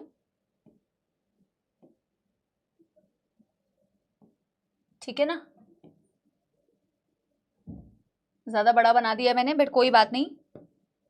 ये आपकी ए वाली साइट है, ये आपकी बी वाली साइट है, ये आपकी सी वाली साइट है। यहां पर अभी तक मेम्ब्रेन रेस्टिंग मेम्ब्रेन पोटेंशियल पर है, अंदर से नेगेटिवली चार्ज्ड, बाहर से पॉजिटिवली चार्ज्ड। यहां वाली मेम्ब्रेन बेटा अब क्या हो चुकी है, अब क्या हो चुकी है गाइज, बेटा कौन से कलर से बनाया था, ग्रीन। अब यहां वाली मेम्ब्रेन क्या हो चुकी है गाइज, यहां वाली मेम्ब्रेन डीपोलराइज हो चुकी है। क्यों मैम, क्योंकि यहाँ सोडियम के वोल्टेज गेटेड चैनल्स खुले हैं, सोडियम की एंट्री हुई है ना। तो मैम अब ये वाली साइट जो होगी, अब ये क्या हो चुकी है सपोलो, अब ये वाली साइट मैम डीपोलराइज हो चुकी है, ठीक है ना। और डीपोलराइजेशन क्यों हुई, क्योंकि अराउंड +30 मिलीवोल्ट यहाँ का पोटेंशियल पहुंच चुका है, तो ये हो चुकी है डीपोलराइज्ड। और इससे ऐसे ही सवाल आएंगे जैसे मैं आपको प्रैक्टिस करा रही हूं, ठीक है ना। ए वाली साइट क्या हो चुकी है मैम, रीपोलराइज। क्यों, क्योंकि मैम ए वाली साइट पर पोटेशियम VGC खुले, पोटेशियम VGC ओपन, ये पोटेशियम बाहर गए, और मैम यहां की मेम्ब्रेन हो गई रीपोलराइज, ठीक है ना। ऐसा ही डायग्राम दिया जाएगा, आइडेंटिफाई करने के लिए दिया जाएगा कि अलग अलग साइट्स पर बताओ कौन कौन से चैनल्स इस वक्त में खुले हैं। This is repolarised, B is depolarised and C is बेटा रेस्ट। क्या आप अब मुझे कुछ बताएंगे बेटा कि यहां पे अब अगर क्या मैं ये सेम चीज कह सकती हूं बेटा कि now the change in potential across site B will act as a stimulus for the nearest site.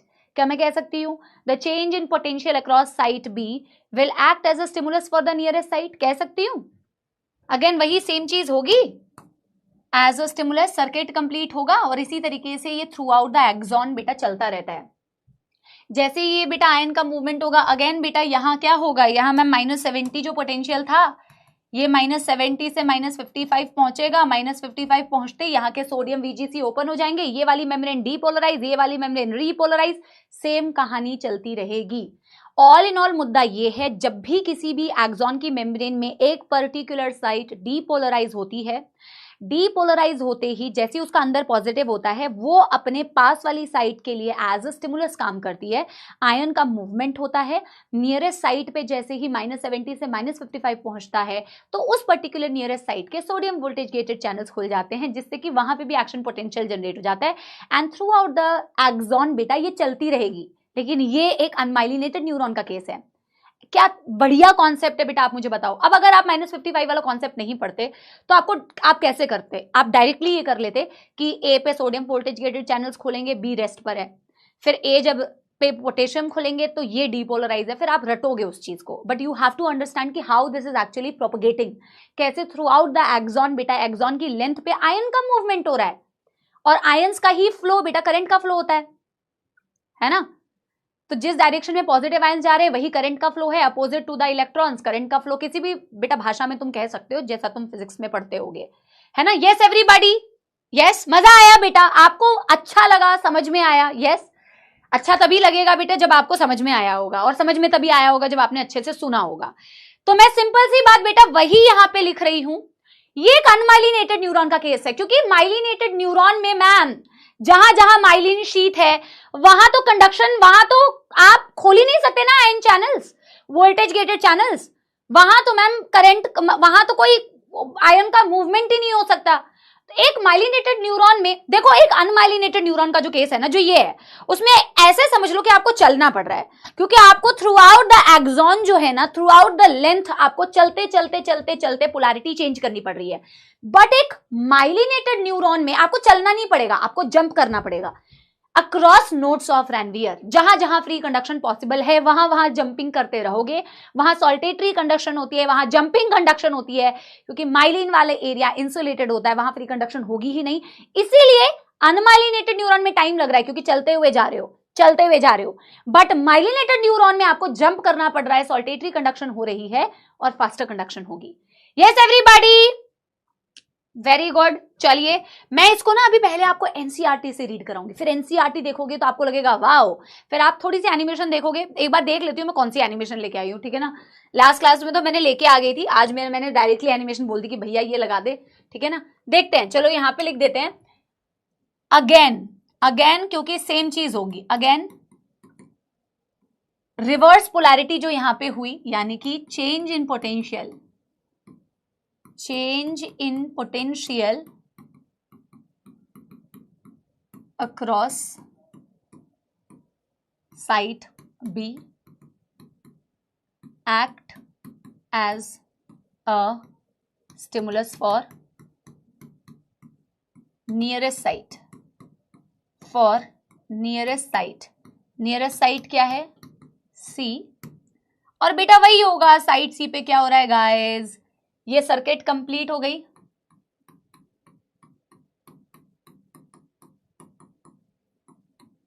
Site B पे क्या, साइट सी पे क्या हो रहा है मैम, अगेन -70 से -55, जैसे -55 पहुंचेगा सोडियम VGC ओपन, और मैम यहां वाली मेम्ब्रेन डीपोलराइज होना स्टार्ट हो जाएगी। बस दैट्स इट। और हम एक लास्ट कंक्लूसिव पॉइंट लिखेंगे, दिस हैपेंस throughout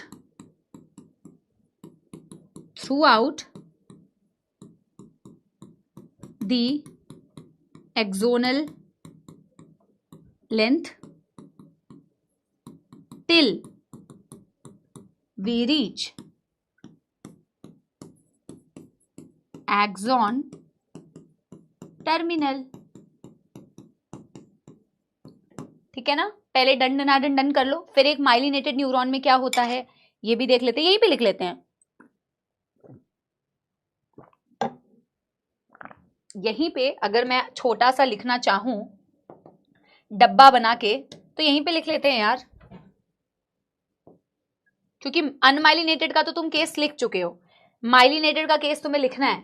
तो माइलिनेटेड के केस में एक छोटा सा डायग्राम बना लेते हैं, इसी डब्बे में बना लेते हैं, देखते हैं आता है कि नहीं। तो डब्बे में राइट साइड में ज्यादा जगह छोड़ रही हूं जहां मुझे माइलिनेटेड का केस लिखना है, ठीक है ना।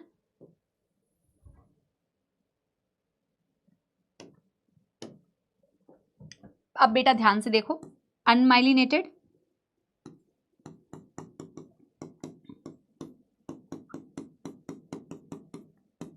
और माइलिनेटेड,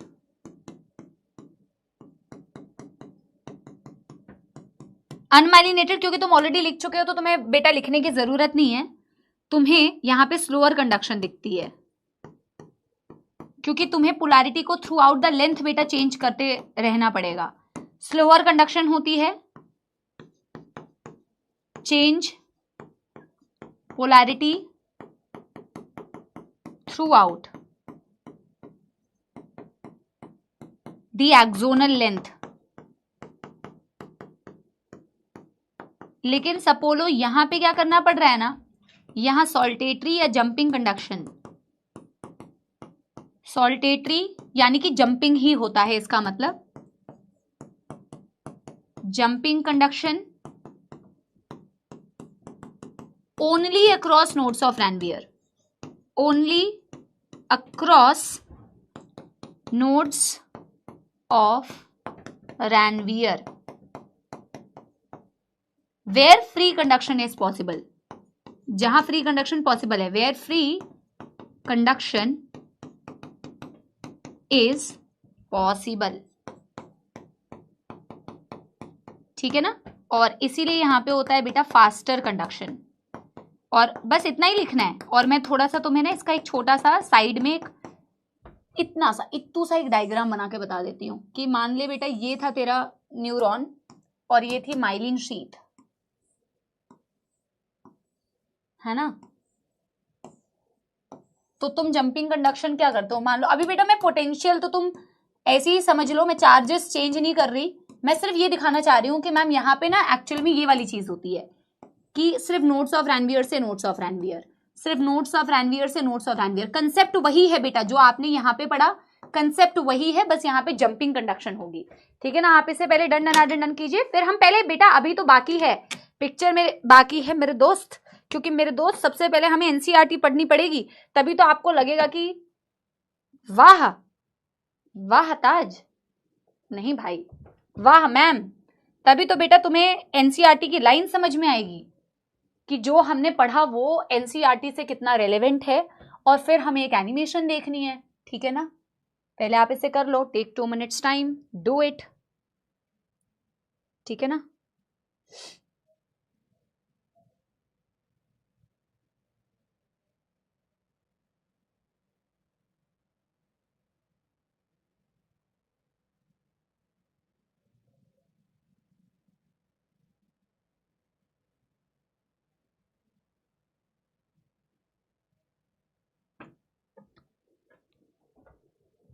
पहले एनसीईआरटी की रीडिंग करेंगे।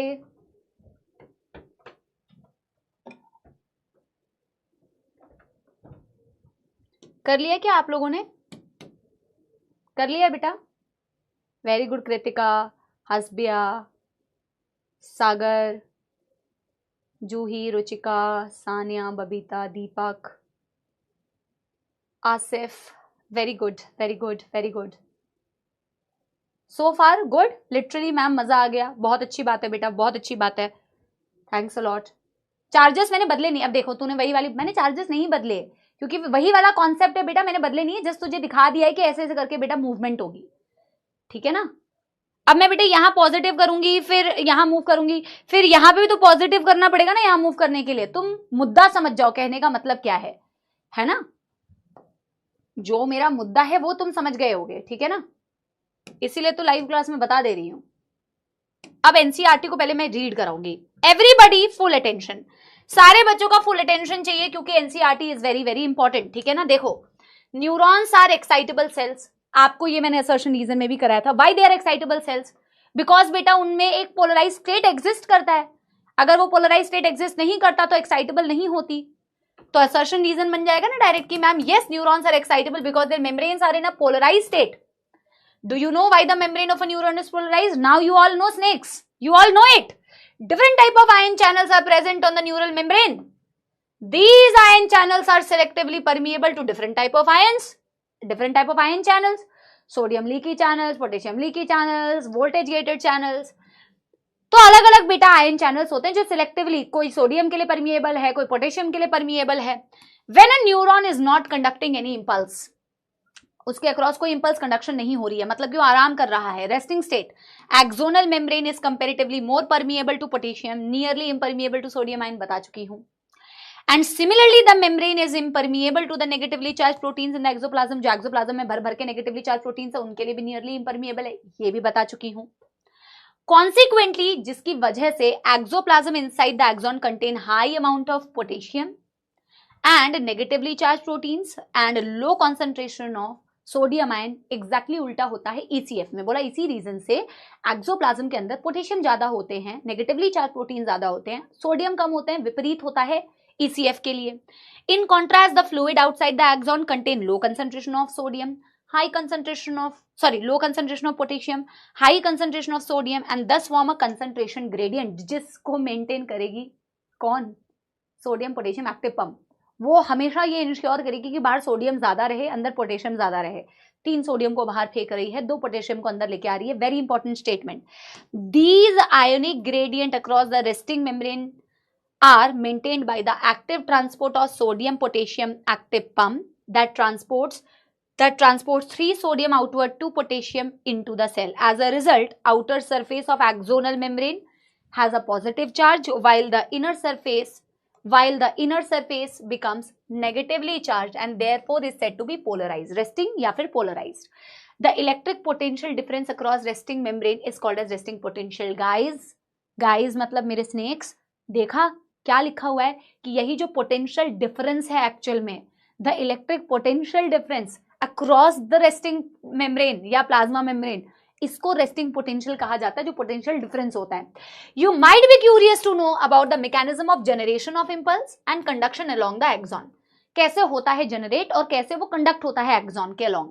When a stimulus is applied at a site at point A on the polarized membrane, the membrane at site A become freely permeable to sodium ion. इन्होंने किसी थ्रेशोल्ड की बात नहीं की, इन्होंने किसी मिनिमम थ्रेशोल्ड स्टिमुलस की बात नहीं की, इन्होंने डायरेक्टली ये कह दिया कि साइट ए, जो कि तुम बेटा डायग्राम में देखोगे, मेरे पीछे डायग्राम वहां पे लगा हुआ है, तो मैं अभी दिखा नहीं रही हूँ, बाद में दिखाती हूँ. तो जब आप पॉइंट ए पे देखते हैं, जब स्टिमुलस आ गया, मैं थ्रेशोल्ड स्टिमुलस की बात कर रही हूँ, तो बोला ये फ्रीली परमिएबल हो गया. High to low concentration voltage gated channel, voltage change हुआ तो बेटा सोडियम अंदर आएंगे, and this leads to the rapid influx of sodium followed by the reverse in the polarity at that site. उस site पे polarity reverse हो गई. क्या हो गया? Outer surface becomes negatively charged, inner side becomes positively charged, membrane हो गया depolarize. The polarity of the membrane at site A is thus reversed, hence depolarized. क्या सेम चीज हमने पढ़ी? आगे देखो क्या लिखा हुआ है. Electric potential difference across plasma membrane at site A is called as action potential. यही जो पोटेंशियल चेंज हुआ जो एनसीईआरटी कह रही है, जो पोटेंशियल डिफरेंस अक्रॉस साइट ए यानी कि +30 जो आपका पहुंचा, इसी को आपने एक्शन फेज एक्शन पोटेंशियल बोला, उसी को एनसीईआरटी कहती है, which in fact is called as the nerve impulse. ठीक है. At sites immediately ahead, at sites immediately ahead मतलब ए के साइट के पास, यानी कि बी वाली साइट, यानी कि site B, the membrane has a positive charge on outer surface and negative on the inner surface. यानी कि पास वाली साइट अभी भी रेस्ट पर है, वो अभी भी अंदर से नेगेटिवली चार्ज है, बाहर से पॉजिटिवली चार्ज है. On outer surface the current flows, as a result current flows inner side from site A to B. हाँ, करंट फ्लो क्यों करेगा? क्योंकि आयंस का मूवमेंट हो रहा है, तो आयन पॉजिटिव से नेगेटिव इनसाइड एंड पॉजिटिव से negative outside, B to A to B. ठीक है ना. On outer the current flows from B to A, on inside beta A to B, completing the circuit beta, to complete the circuit of the current flow. Hence the polarity of the site B is reversed and action potential is generated at site B. अब polarity change हुई, कितनी polarity change हुई बेटा? ये जो -70 था पहले -55 होगा, और जब -55 होगा तो सोडियम वोल्टेज गेटेड चैनल्स खुलेंगे, तब जाके एक्शन पोटेंशियल जनरेट होगा. ये है उसका कहने का मतलब कि पोलैरिटी रिवर्स हुई, एक्शन पोटेंशियल बी पे कैसे जनरेट हुआ? क्योंकि वहां पे सोडियम के चैनल्स खुल गए. Thus the impulse action potential generated at site A arrives at site B. The sequence is repeated along the length of the axon and consequently the impulse is conducted. यही पूरा sequence repeat होता रहता है throughout the axon. The rise in stimulus induced permeability of sodium is extremely short lived. इसका ये मतलब है कि जो राइज इन स्टिमुलस हुआ -55 से +30 तक पहुंचा, ये शॉर्ट लिव्ड है, मतलब वो समय पे क्लोज हो जाता है एक्चुअली. ठीक है ना, यानी +30 होती है वो क्लोज हो जाता है. It is quickly followed by a rise in permeability of potassium. इसका मतलब है उसके बाद quickly potassium voltage gated channels खुलते हैं, जिससे पोटेशियम की एग्जिट होती है. ठीक है ना. और ये भी लिखा हुआ है with in a fraction of second potassium diffuses outside, membrane restores the resting potential. कैसे रिस्टोर किया? कुछ नहीं दिया हुआ कि पहले रीपोलराइज होती है, हाइपर पोलराइज होती है, फिर रेस्ट होती है, बट एक स्टेटमेंट दे दी है कि with in a fraction of second potassium diffuses outside the membrane and restores the resting potential of the membrane at site of excitation and the fiber becomes once more responsive to the stimulus. यही दिया होगा, responsive to the further stimulation. अब पता है NCERT की reading क्यों important है? मेरी बात समझना. आपने ये चीज पढ़ी कि पहले मेम्ब्रेन डीपोलराइज होती है, सोडियम वोल्टेज गेटेड चैनल्स खुलते हैं, फिर पोटेशियम के चैनल्स खुलते हैं, फिर मेम्ब्रेन रीपोलराइज होती है, फिर हाइपर पोलराइज हुई, फिर आपकी रेस्ट पर आ गई. बट जब स्टेटमेंट बेस्ड क्वेश्चन अगर यहीं से उठा के दे दिया जाए, एनसीईआरटी नहीं पढ़ोगे तो आपको लगेगा कि यार ये इनकम्प्लीट दिया हुआ है. बट एनसीईआरटी ने एक्चुअल में बात वही कही हुई है कि यार पहले आपकी जो सोडियम वोल्टेज गेटेड चैनल थी वो खुलती है, वो शॉर्ट लिव्ड होती है, quickly followed by potassium voltage gated channel, जिससे पोटेशियम की बेटा एग्जिट होती है, पोटेशियम आउटसाइड डिफ्यूज करता है and restores the resting membrane potential. Ultimately तो रिस्टोर कर लेता है ना, तो ये स्टेटमेंट करेक्ट हो जाएगी अगर एज इट इज दी होगी, ठीक है ना। अब यहाँ पे बेटा देखो एनसीईआरटी में ये वाली लाइन को, ये वाले डायग्राम को एक बार ध्यान से देखो। इस वाले डायग्राम में ये साइट ए दिखाया हुआ है, जो डायरेक्टली बेटा क्या कर दिया है, डायरेक्टली इन्होंने इसको डीपोलराइज कर दिया है। इस पे दिया हुआ है कि मतलब इसका मतलब है कि यहाँ साइट ए पे बेटा आपने स्टिमुलस सप्लाई किया, मिनिमम वैल्यू ऑफ स्टिमुलस था, यहाँ सोडियम वोल्टेज गेटेड चैनल्स खुले, सोडियम की एंट्री हुई, यहाँ बेटा मेम्ब्रेन हो गई आपकी अंदर से पॉजिटिव बाहर से नेगेटिव डीपोलराइज। ये अभी भी रेस्ट पर है, ये अभी भी रेस्ट पर है, ये अभी भी रेस्ट पर है, और थ्रू आउट आपके चैनल्स दिखाए हुए हैं। अब यहाँ पे बोला हुआ है कि साइट ए पे जो आपकी बेटा पोलैरिटी चेंज हुई, आयंस का मूवमेंट होगा, आयंस का मूवमेंट होगा, जैसे ही बेटा आयंस का मूवमेंट होगा सर्किट कंप्लीट होगी। अगेन साइट बी वाली साइट पे -70 से -55 होगा, बी वाले साइट पे सोडियम वोल्टेज गेटेड चैनल्स खुलेंगे, वहां पे मेम्ब्रेन डीपोलराइज होगी and this will occur through out the neuron, ठीक है ना। सॉल्टेटरी कंडक्शन भी कहीं तो दिया होगा बेटा, आगे दिया होगा, अभी ट्रांसमिशन ऑफ इंपल्स पढ़ेंगे ना, देखते हैं, लेकिन हमें तो करना था बेटा, ठीक है ना। एक एनिमेशन में आपको दिखाती हूँ, मुझे नहीं पता कि इस एनिमेशन में, एक बार मुझे देख लेने दो कि एक एनिमेशन आपको दिखा देती हूँ, आपको दिखाते दिखाते ही देख लेने दो, ठीक है ना। तो एक बार ही देखते हैं भाई एक्शन पोटेंशियल का इसमें। भाई एक बार लाइट ऑफ करना, एक बार लाइट ऑफ कर दो सारी, चैट्स ऑन कर देते हैं, ठीक है ना। लेट अस सी बेटा, ये भी ऑफ करना है और थोड़ी देर बैठना कि जैसे ही हम, धन्यवाद बेटा धन्यवाद। एक बार ही देखते हैं इसमें हमारी काम की चीज क्या है, ठीक है ना। इसमें ना तुम उन वैल्यूज को फोकस मत करना, क्योंकि +-5 10 बेटा हर जगह दिया होता है, ठीक है ना। अब यहाँ पे दिखाया हुआ है बेटा कि किस तरीके से थ्रू आउट द एक्सॉन हमारी जो कंडक्शन थी वो हुई, ठीक है ना। ये दिखा रहे हैं बेटा वही रेस्ट से डीपोलराइजेशन, रीपोलराइजेशन, अंदर से मेम्ब्रेन, देखो ये कितना मस्त दिखा रहा है, नेगेटिव पॉजिटिव कैसे पोलैरिटी बदलती जाती है ना। अब यहाँ पे दिखाया हुआ है, एक सेकंड मैं पॉज कर रही हूँ, जो जो हमारे काम का है वो देख लेते हैं। ये एक्सॉन के अंदर है, ये एक्सॉन के बेटा बाहर है। तो यहाँ पे दिखाया हुआ है कि अंदर पोटेशियम बहुत सारे हैं, पिंक कलर के नेगेटिवली चार्ज प्रोटीन्स बहुत सारे हैं, और बाहर अगर तुम देखोगे तो सोडियम खूब सारे हैं, पोटेशियम कम है। जो हमने अभी पढ़ा ना बेटा, ECF में सोडियम ज्यादा होता है, पोटेशियम कम होता है, अंदर बेटा पोटेशियम ज्यादा होता है, सोडियम कम होता है, और नेगेटिवली चार्ज प्रोटीन्स होते हैं। और ये सोडियम पोटेशियम एक्टिव पंप है जो इस बेटा कॉन्सेंट्रेशन ग्रेडियंट को मेंटेन कर रही होती है। और यहाँ पे दिखाएंगे भी आई थिंक कि 3 सोडियम बाहर जाएंगे, 2 पोटेशियम अंदर आएंगे, 1 ATP का इस्तेमाल करके, ठीक है ना। क्या मस्त है ना बेटा एनिमेशन। लेकिन एनिमेशन का फायदा तभी है जब आप बेटा थ्योरी पढ़ चुके हो ना, वरना तो क्या ही समझ में आएगा। ये देखो -70 मिलीवोल्ट पोटेंशियल दिखाया हुआ है, अंदर नेगेटिव बाहर पॉजिटिव दिखाया हुआ है। और यहाँ पे तुम अभी देखो कहाँ है गाइज, मूव करो इसको। ओहो भैया 5 मिलियन ईयर्स लेटर देखो, 2 पोटेशियम अंदर आए, 3 सोडियम बाहर चले गए, 1 ATP के इस्तेमाल से। बहुत अच्छी बात है। जो बोल रहा है कि इस चीज को मेंटेन करा। अब यहाँ पे बोला हुआ है स्टिमुलस अवेलेबल जब होगा, तो यहाँ पे आई थिंक दिखाया होगा कि सोडियम लिगैंड चैनल्स होते हैं, मैकेनिकल गेटेड चैनल्स होते हैं। ये देखो लिगैंड चैनल्स दिखाए हुए हैं कि स्टिमुलस आया तो आपके सोडियम चैनल्स खुल गए, सोडियम की एंट्री हो गई। यही मैंने आपको अभी बताया। और बेटा जैसे ही सोडियम की एंट्री होती है ना, तो सोडियम की एंट्री होने पर ये एक चीज को तुम ध्यान से थोड़ा ऑब्जर्व करो। देखो माइनस को ना थोड़ा बड़े माइनस से थोड़ा छोटा माइनस दिखाया, बड़े माइनस को छोटा कर दिया। इसका मतलब पता है क्या है कि -70 से -55 हो गया, लेस नेगेटिव हो गया। इसका ये मतलब दिखाया हुआ है कि बड़े माइनस से छोटा माइनस हो गया। देखा तुमने ये ध्यान से? इसका मतलब होता है बेटा -55 पहुंच चुका है, थ्रेशोल्ड वैल्यू का स्टिमुलस जनरेट हो चुका है। अब ये देखो यहीं पे दिखाया हुआ है, यहाँ पे ये -70 से -55 हुई। -55 होते ही आपके इस पर्टिकुलर साइट पर, ए वाली साइट जिसे हम यूजुअली कह रहे थे, यहाँ पे आपकी बेटा सोडियम वोल्टेज गेटेड चैनल्स खुलेगी। और सोडियम वोल्टेज गेटेड चैनल खुलेगी तो ए वाली साइट पे आपकी मेम्ब्रेन अभी डीपोलराइज होगी, ट्रिगर जोन। गाइज चलिए आगे बढ़िए भाई, बहुत ही धीरे कर रहे हैं ये। हाँ ओके गाइज ओके चलो। अब देखो यहाँ पे दिखाया हुआ है सोडियम के चैनल्स भी है, पोटेशियम के वोल्टेज गेटेड चैनल्स भी है। लेकिन जैसे ही बेटा -55 हुआ था ना, तो आपकी ये सोडियम वोल्टेज गेटेड चैनल्स खुल गई। अब सोडियम की एंट्री हो रही है, देख रहे हो। अब ये देखो मेम्ब्रेन पॉजिटिव हो गई, यहाँ पे +30 पहुंच चुका है। +30 पहुंचते ही ना ये +40 +30 दिया होता है, कोई दिक्कत नहीं है। देखो पहले -70 से -55 हुई, फिर जैसे ही सोडियम की एंट्री होने लग जाएगी वोल्टेज गेटेड चैनल्स के थ्रू, ये देखो थ्रेशोल्ड दिखाया हुआ है, तो +30 पहुंचेगा। वैल्यू पे ध्यान मत देना, ठीक है ना, आपकी एनसीईआरटी या जनरल आपको जो समझाया होता है उस पे ध्यान देना, ठीक है ना, कॉन्सेप्ट पे अभी ध्यान दो। अब देखो बेटा क्या हो रहा है, अगेन वही चीज आई थिंक दिखाई हुई है कि सोडियम वोल्टेज गेटेड चैनल से सोडियम की एंट्री हुई। अब ये धीरे धीरे इसको बढ़ाएगा, देखो धीरे धीरे -55 से +40 तक लेके जाएगा, पर जल्दी करो भाई।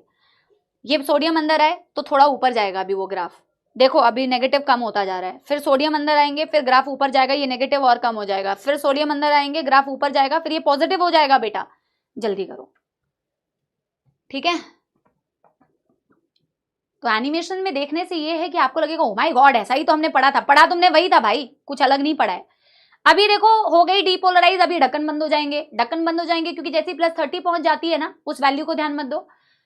फॉलिंग फेज का मतलब होता है रीपोलराइजेशन, इनके ढक्कन क्लोज हो जाएंगे, पोटेशियम वोल्टेज गेटेड चैनल्स खुल जाएंगे, पोटेशियम वोल्टेज गेटेड चैनल्स खुल जाएंगे तो पोटेशियम एग्जिट करेगा, पोटेशियम एग्जिट करेगा तो अगेन बेटा माइनस, ठीक है ना। और ये पोटेशियम थोड़े धीरे बंद होते हैं तो और ज्यादा माइनस हो जाएगी, यानी कि हाइपर पोलराइजेशन हो जाएगी, हाइपर पोलराइजेशन हो जाएगी। 2x पे लगा दो मैम, तुम बेटा पहले 0.5 पे तो समझ लो, तुम्हें 2x पे पढ़ना है। कुछ बच्चे यहाँ पे बेटा 0.5 पे भी रोएंगे, 2x लगा दो मैम, हर चीज में कुछ ना कुछ बेटा तुम्हें बोलना ही है। हाइपर पोलराइजेशन, वापस से रेस्टिंग मेम्ब्रेन पोटेंशियल अचीव, इन्होंने कुछ और दिखाया हमारे काम का, तो मैं देख लेती हूँ क्या है भाई, वही चीज रिपीट हो रही है बस, और कुछ नहीं है, और कोई काम का नहीं है तुम्हारा, बस इतना ही काम का है, ठीक है ना। अगर मुझे कल कोई एनिमेशन मिलती है ना जो प्रोपोगेशन को दिखा रही होगी, लाइट्स ऑन कर देना यार, अगर कोई और एनिमेशन मिलेगी जो प्रोपोगेशन को भी दिखा रही है, मतलब कैसे आपके एक्सॉन के अक्रॉस बेटा कंडक्शन हो रही है, वो भी मिलेगी तो मैं आप लोगों को दिखाऊंगी, बट फिलहाल इतना काफी है, ठीक है ना।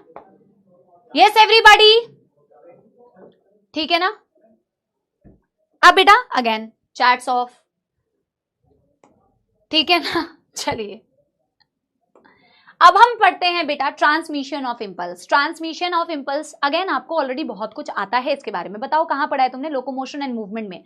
और याद आ रहा है जब मैंने आपको लोकोमोशन एंड मूवमेंट पढ़ाया था तो मैंने लोकोमोशन एंड मूवमेंट में कहा था कि बेटा मैं तुम्हें इतने डिटेल में इसीलिए पढ़ा रही हूं, जब मैंने मसल कॉन्ट्रैक्शन कैसे इनिशिएट होता है, हाँ सुंदर लगा मैम एनिमेशन, मजा आया, तो और क्या बेटा थैंक यू बोलो, तारीफ करने में तो तुम्हारे बेटा हाथों में मेहंदी लग जाती है, तब तो कुछ नहीं होता है, ऐसे तो स्पैमिंग पूरी चलती है, ठीक है ना। मुझे अगर बेटा मिलेगा कोई एनिमेशन जो अक्रॉस द न्यूरॉन कंडक्शन को भी शो कर रहा होगा तो मैं कोशिश करूंगी लेके आऊं, लेकिन अभी हम बेटा क्या कर रहे हैं, अभी हम करते हैं बेटा इसकी ट्रांसमिशन। अब हमने बेटा एक्सॉन के एंड तक इस इंफॉर्मेशन को भेज दिया है, अब एक्सॉन के एंड तक भेज दिया, अब एक न्यूरॉन से दूसरे न्यूरॉन में इंफॉर्मेशन कैसे जा रही है, ट्रांसमिशन कैसे हो रहा है। ट्रांसमिशन ऑफ इंपल्स का मतलब होता है एक जगह से दूसरी जगह जाना, अक्रॉस द साइनैप्स, ठीक है ना। पहले तो हेडिंग डालते हैं ट्रांसमिशन ऑफ इंपल्स, ओके। चलो हेडिंग क्या डाले गाइस, अरे बेटा ठीक है यार कोई बात नहीं, आप, मुझे पता है कि आप लोग क्लासेस को बहुत अच्छे से फॉलो करते हैं, वो सब मुझे इंफॉर्मेशन मिल जाती है, और मेरे लिए वही सबसे इंपॉर्टेंट है कि आप क्लासेस को फॉलो करते हैं, आप क्लासेस को देखते हैं, यूटिलाइज करते हैं और आते हैं क्लासेस में, ठीक है ना। सबसे अच्छी बात यही है बेटा, that is most important for me, और इसी यूटिलाइजेशन से आप कुछ अच्छा कर पाए अपने लाइफ में, तो इससे अच्छी बात और क्या होगी, ठीक है ना। चलिए बहुत बढ़िया बात है बेटा, थैंक यू तो अलग बात है कि थैंक यू बोला करो, दैट इज तो डिफरेंट कि वो तो बोलना ही है, ठीक है ना। चलिए करते हैं बेटा क्या, transmission of impulse. Transmission of impulse का मतलब होता है ट्रांसमिट कर दिया ना, मतलब कि transfer,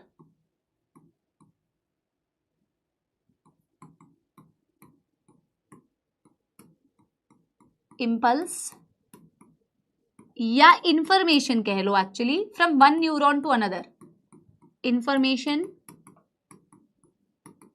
from one neuron to another across synapse. मुझे बताओ साइनैप्स में क्या क्या होता है, अनदर अक्रॉस साइनैप्स, क्योंकि मैं ऑलरेडी पढ़ा चुकी हूं, मुझे बताओ साइनैप्स में क्या क्या होता है, मैंने न्यूरोमस्कुलर जंक्शन पढ़ाते वक्त में तुम्हें साइनैप्स ऑलरेडी बता दिया था। हाँ यूक्यूटी जो तुम बेटा चाहते हो ना कि मैं बार बार तुम्हें बोल दूं, एक बार तो मैम बोल ही दो कि, है ना, है ना, कोई बात नहीं बेटा, UQT2, ओके। क्योंकि आपको चाहिए कि मैम इसको बोल दें एक बारी, तो बोल दिया बेटा आज आपको, ठीक है ना। चलिए, transfer of impulse information from one neuron to another neuron, इसे कहा जाता है बेटा ट्रांसमिशन ऑफ इम्पल्स, ठीक है ना। अब मैम ये ट्रांसमिशन ऑफ इम्पल्स जो अक्रॉस साइनेप्स होता है, वैसे साइनेप्स बेटा दो प्रकार के होते हैं, केमिकल साइनेप्स एंड बेटा आपकी इलेक्ट्रिकल साइनेप्स। तो आपकी इलेक्ट्रिकल साइनेप्स तो वैसे भी बहुत रेयर होती है, और आप जो मैकेनिज्म ऑफ इम्पल्स कंडक्शन पढ़ते हैं ना, इम्पल्स ट्रांसमिशन पढ़ते हैं ना, वो अक्रॉस केमिकल साइनेप्स पढ़ते हैं, ठीक है ना। अक्रॉस केमिकल साइनेप्स पढ़ोगे, अक्रॉस बेटा केमिकल साइनेप्स पढ़ते हैं। केमिकल साइनेप्सिस आपकी बॉडी में सारे मैक्सिमम साइनेप्सिस बेटा, क्योंकि आपकी जो इलेक्ट्रिकल साइनेप्सिस है usually they are present in the embryonic life, तो आप अपने एडल्ट लाइफ में यूजुअली इलेक्ट्रिकल साइनेप्सिस की बात नहीं करते, हम केमिकल साइनेप्सिस की ही बात करते हैं। साइनेप्स में क्या क्या होता है गाइज, एक बारी कोई मुझे बताएगा। अब ये आपको ऑलरेडी आता है, तो फटाफट से बेटा अपने मेहंदी लगाए हुए हाथों से जल्दी जल्दी लिखिए इसको, ठीक है ना। एक साइनेप्स में क्या क्या होता है guys, synapse is a junction between two neuron, जैसे न्यूरॉन और मसल के बीच के जंक्शन को आप उस साइनेप्स को बोलते हैं न्यूरोमस्कुलर जंक्शन। वैसे ही जब आप साइनेप्स की यूजुअली बात करते हैं, तो मैं शॉर्ट में लिख रही हूं गाइज कि जंक्शन बिटवीन टू न्यूरॉन में कह सकती हूं, this is a junction between two neuron, junction between two neuron. और इसमें क्या क्या होगा एक बारी मुझे बता दो, क्या इसमें एक प्री साइनेप्टिक मेम्ब्रेन होगी, एक पोस्ट साइनेप्टिक मेम्ब्रेन होगी और एक साइनेप्टिक क्लेफ्ट होगा, बताओ यस और नो। अब एनसीईआरटी तो कहती है कि synapse has a pre synaptic membrane, post synaptic membrane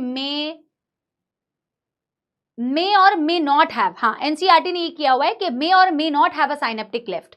but let me tell you, actual में जो इलेक्ट्रिकल साइनेप्सिस भी आप पढ़ते हो ना, ऐसा नहीं कि उसमें साइनेप्टिक क्लेफ्ट नहीं होता, एनसीईआरटी ने दे दिया कि नहीं होता है, होता है बट बहुत कम। Cleft is the gap. तो मुझे एक बारी कुछ सपोलो के लिए बेटा बनाना ही पड़ेगा, और मैं जल्दी जल्दी बनाऊंगी तो आप भी जल्दी जल्दी बनाइए। मान लो ये आपकी न्यूरॉन थी ना बेटा, जो न्यूरॉन की एंड की साइनेप्टिक नॉब मैंने बनाई हुई है, और ये अगला न्यूरॉन है, मान लो ये अगले न्यूरॉन की मान लो मैंने डेंड्राइट बनाई हुई है, ठीक है ना।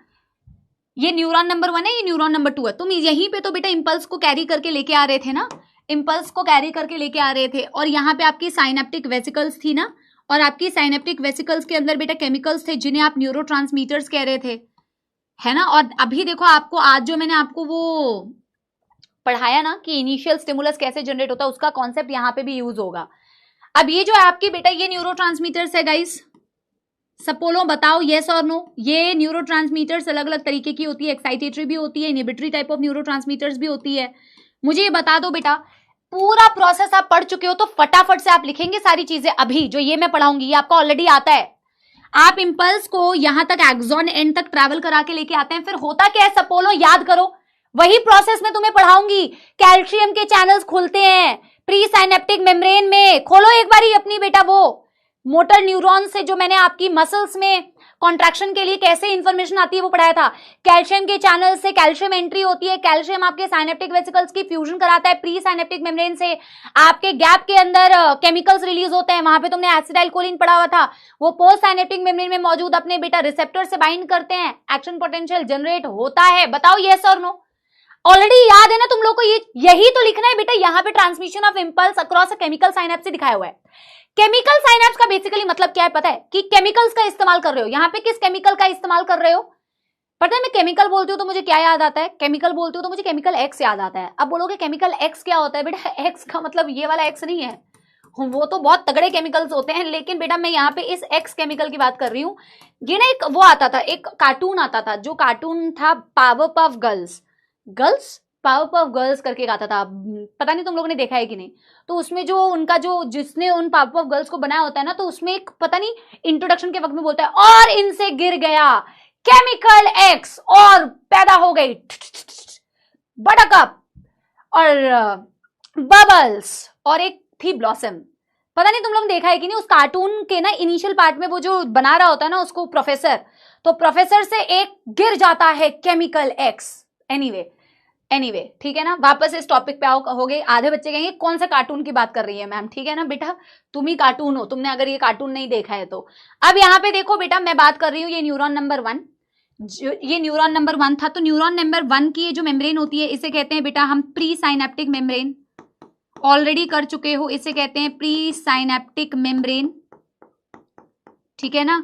और मैम इन दोनों के बीच में ये जो गैप हमें दिखता है ना, जिसमें न्यूरोट्रांसमीटर रिलीज होगी, इसे कहते हैं, इस गैप को साइनेप्टिक क्लेफ्ट, इसे कहते हैं साइनेप्टिक क्लेफ्ट।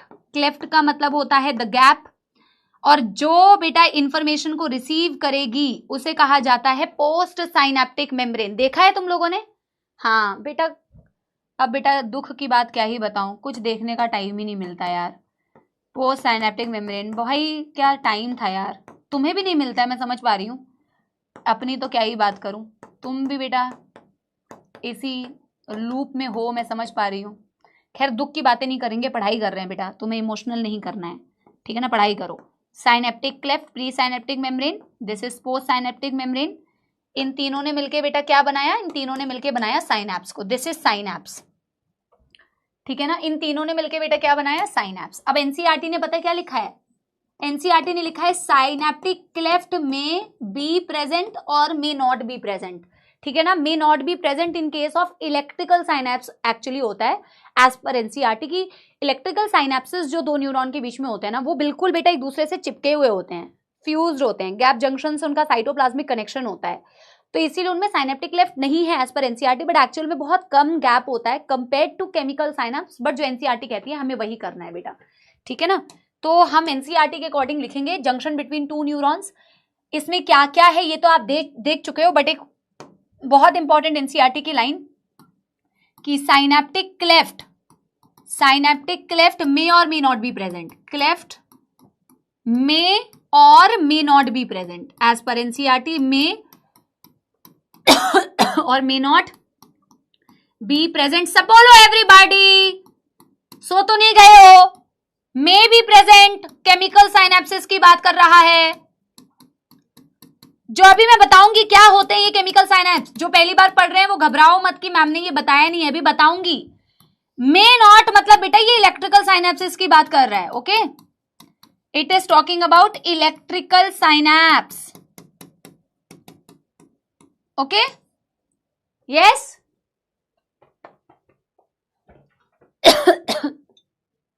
डरा दिया मैम?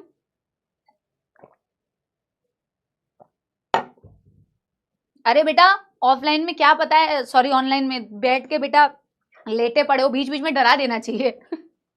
जैसे ऐसे बोलो ना झन्नाट जाते हैं बच्चे कुछ कुछ। अब देखो यहाँ पे बेटा pre synaptic membrane, synaptic cleft, post synaptic membrane, तीनों ने मिलकर साइनैप्स को बनाया। ये मैं एक्चुअल में केमिकल साइनैप्स दिखा रही हूँ।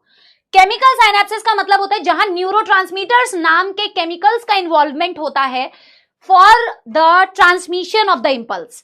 इलेक्ट्रिकल साइनैप्सिस में बेटा न्यूरोट्रांसमीटर्स का इस्तेमाल नहीं करते, आयंस का ही मूवमेंट होता है, बहुत सिंपल सा, ठीक है ना। लेकिन हम अक्रॉस द केमिकल साइनैप्स कैसे बेटा ट्रांसमिशन होती है इसको पढ़ेंगे। क्या आपने यहां तक डन डनाडन डन कर लिया? तो आगे बढ़ जाएं। यस एवरीबॉडी, क्या आपने बेटा यहां तक डन डनाडन डन कर लिया है?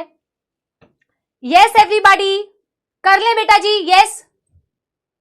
बेटा जल्दी से थम्स अप दे दो, ठीक है ना, तभी तो हम आगे बढ़ेंगे। हाँ चलो, यस एवरीबॉडी। और ये आपको ऑलरेडी आता है तो इसीलिए बेटा जल्दी जल्दी हाथ चलाएंगे, ठीक है ना। बहुत ही बढ़िया, बहुत ही बढ़िया। जो मैंने अभी आपको बताया ना बेटा कि कैल्शियम के चैनल्स खुलते हैं, फिर आपकी क्या बोलते हैं साइनेप्टिक वेसिकल्स का फ्यूजन होता है, वही सारी चीजें हमें लिखनी है, ठीक है ना। वेरी वेरी नाइस, शाबाश, सब बोलो शाबाश। यही एनर्जी बेटा एंड तक बोलते हैं ना कि मेंटेन होनी चाहिए। जब तक लेक्चर एंड नहीं होता तब तक आपकी भी एनर्जी बेटा एंड नहीं होनी चाहिए। तो गाइस लिख लेते हैं transmission across, transmission across a chemical synapse. मैं अभी आपको बता दूंगी बेटा कि क्या अंतर होता है। पहले मुझे केमिकल साइनैप्स आपको समझा लेने दो, because we have already completed it. Chemical का सिंपल मतलब है बेटा जो हम केमिकल्स का इस्तेमाल करते हैं, न्यूरोट्रांसमीटर का इस्तेमाल करते हैं। या फिर मैं आपको बेटा पहले केमिकल और इलेक्ट्रिकल साइनैप्सिस की बेटा डिफरेंसेस बता दूं, पहले डिफरेंसेस बता दूं या पहले ये करा दूं? पहले डिफरेंसेस करा देती हूं, ठीक है ना, पहले डिफरेंसेस करा देती हूं। एक हेडिंग डालोगे टाइप्स ऑफ साइनैप्स, इससे नीट में सवाल आया हुआ है बाय द वे, और बहुत इजी सवाल आया हुआ है। तो हम पहले कर लेते हैं टाइप्स ऑफ साइनैप्स, तुमसे मैंने पूछ के बेटा गलती की, अभी तुम स्पैम करोगे कमेंट्स में। टाइप्स ऑफ साइनैप्सेस पहले कर लेते हैं। टाइप्स ऑफ साइनैप्सेस में हमारे पास इलेक्ट्रिकल साइनैप्स एंड बेटा हमारे पास आते हैं क्या वह युगल, युगल इज स्नेक पिकिंग। ओके तो कर लेते हैं यार, इजी, वेरी इजी। करते हैं केमिकल साइनैप्स, करते हैं इलेक्ट्रिकल साइनैप्स।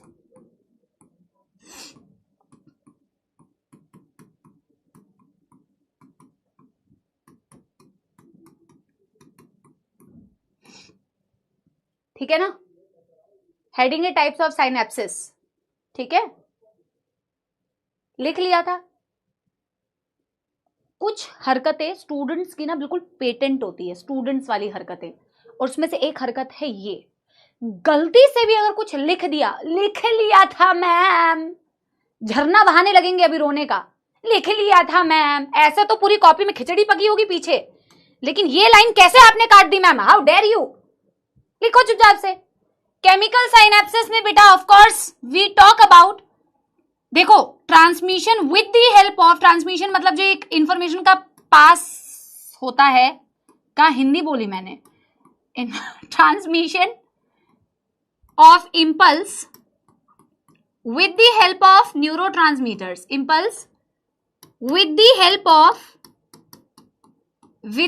of chemicals, इसीलिए तो इसे केमिकल साइनैप्स बोलते हैं, केमिकल नोन एज न्यूरोट्रांसमीटर। यहां न्यूरोट्रांसमीटर की मदद से बेटा आप क्या कर रहे होते हैं, इंफॉर्मेशन पास कर रहे होते हैं। ठीक है ना, इलेक्ट्रिकल साइनैप्सेस में transmission with the help of ions, transmission with the help of ion, यहां आयन का मूवमेंट होता है इलेक्ट्रिकल साइनैप्सेस में। यहां पे लिखेंगे दिस इज मोस्ट कॉमन, बेटा हमारी बॉडी में मोस्ट कॉमन होता है, और ये होता है हमारे सिस्टम में बहुत रेयर, यूजुअली हमारी एम्ब्रियोनिक स्टेज में मिलता है। ठीक है ना, this is rare. Chemical synapses में हम बात करते हैं कि एज पर एनसीईआरटी साइनैप्टिक क्लेफ्ट प्रेजेंट, लेकिन एज पर एनसीईआरटी यहां पे देखोगे तो साइनैप्टिक क्लेफ्ट एब्सेंट। वैसे बेटा बहुत मिनिमम होता है, बट एनसीईआरटी ने दिया हुआ है, मैं ब्रैकेट में लिख भी दे रही हूं, बहुत कम गैप होता है, लेकिन बहुत लेकिन क्यों लिखना है, एनसीईआरटी ने दिया हुआ है एब्सेंट एब्सेंट एब्सेंट। ठीक है ना, अब हम कह रहे हैं कि अब देखो बहुत इंपॉर्टेंट बात, ये वाली बातें तो हमें ऑलरेडी पता है कि मैम केमिकल साइनैप्सेस का मतलब होता है केमिकल्स का इस्तेमाल कर रहे हैं अक्रॉस कंडक्शन करने के लिए।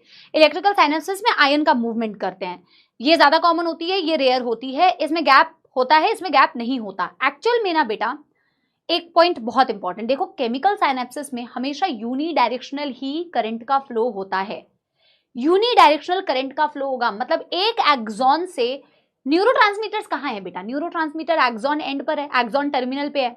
न्यूरोट्रांसमीटर्स के रिसेप्टर्स कहाँ है बेटा, पोस्ट साइनेप्टिक मेम्ब्रेन पर। तो न्यूरोट्रांसमीटर तो बेटा हमेशा कहाँ से रिलीज हो सकती है, आपके एक्सॉन टर्मिनल से, वहां से रिलीज होगी, पोस्ट साइनेप्टिक मेम्ब्रेन पे उसके रिसेप्टर्स होंगे, उससे बाइंड कर सकती है।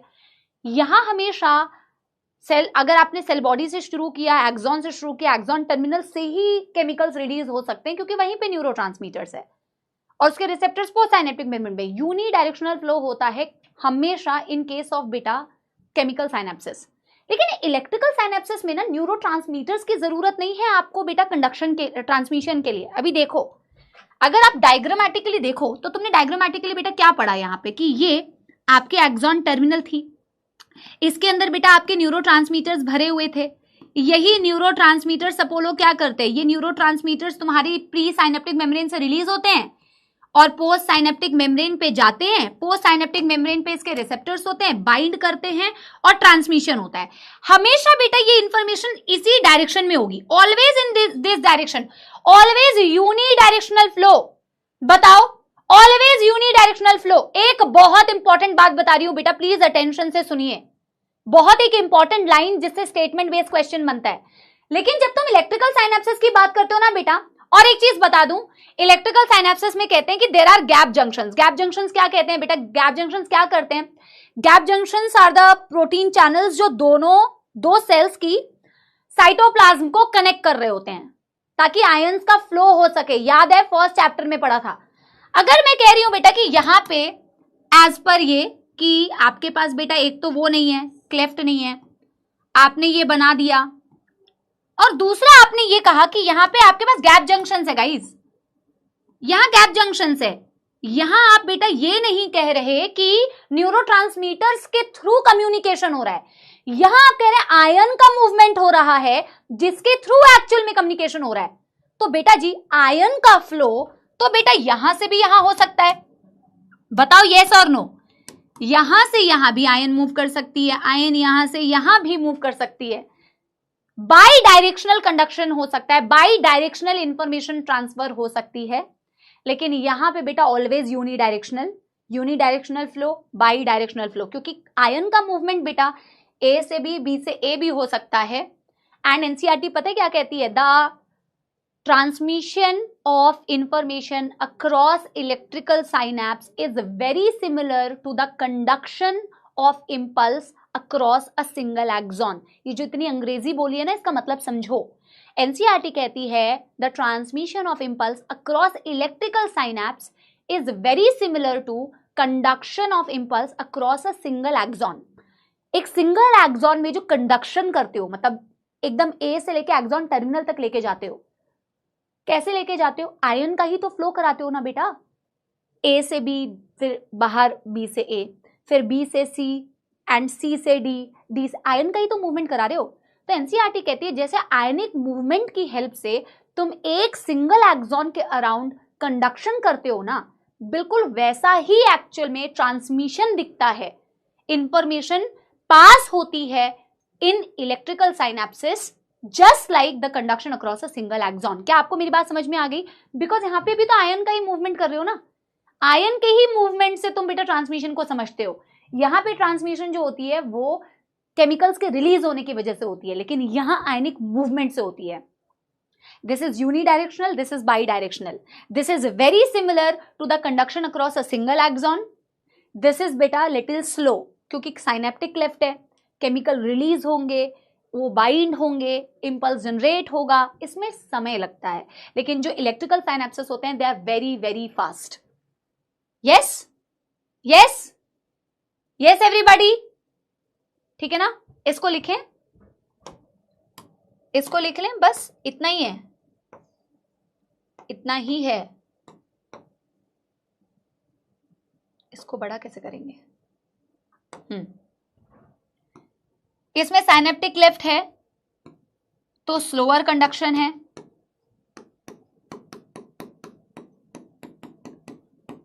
यहां पे होती है बेटा फास्ट कंडक्शन,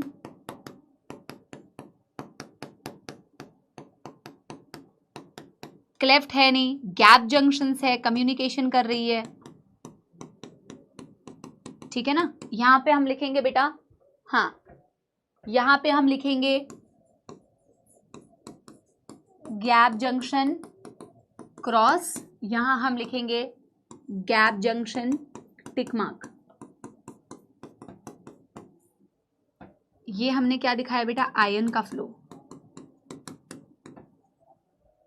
ये हमेशा यूनिडायरेक्शनल होती है, unidirectional flow because neurotransmitters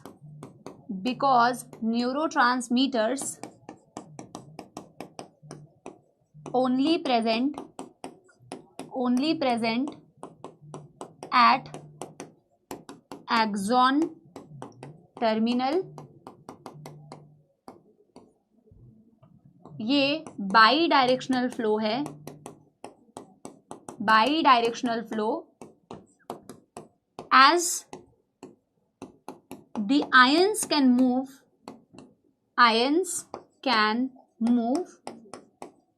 both ways,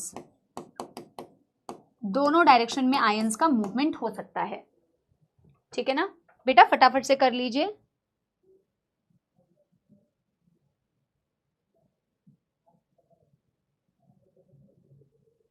फटाफट से कर लीजिए।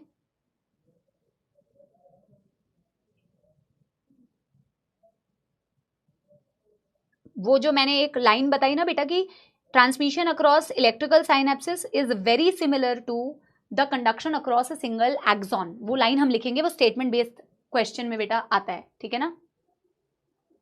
यस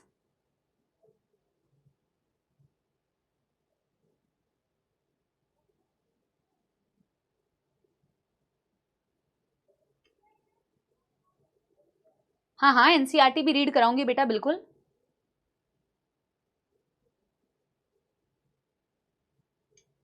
आप इसे नोट कर लीजिए, बिल्कुल नोट कर लीजिए।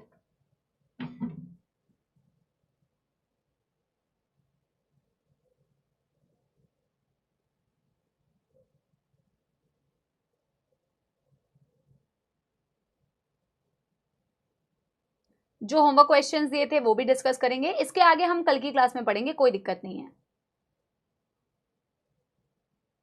पहले बेटा वो वाला पॉइंट नोट डाल के लिखेंगे, यहां तक कि पहले मैं एनसीईआरटी की रीडिंग कराऊंगी। और वैसे भी transmission across a chemical synapse आपको ऑलरेडी आता है, लेकिन यस हमें इस चैप्टर में दिया हुआ है तो हमें उसको भी बेटा लिख के करना है, छोड़ना कुछ भी नहीं है, ठीक है ना।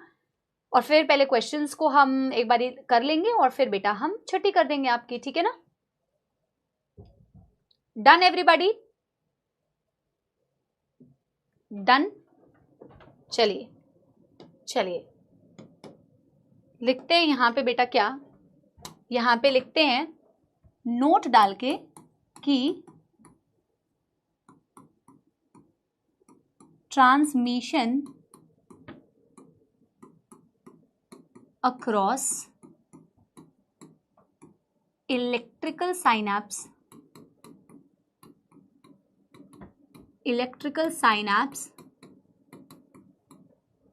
is similar to conduction across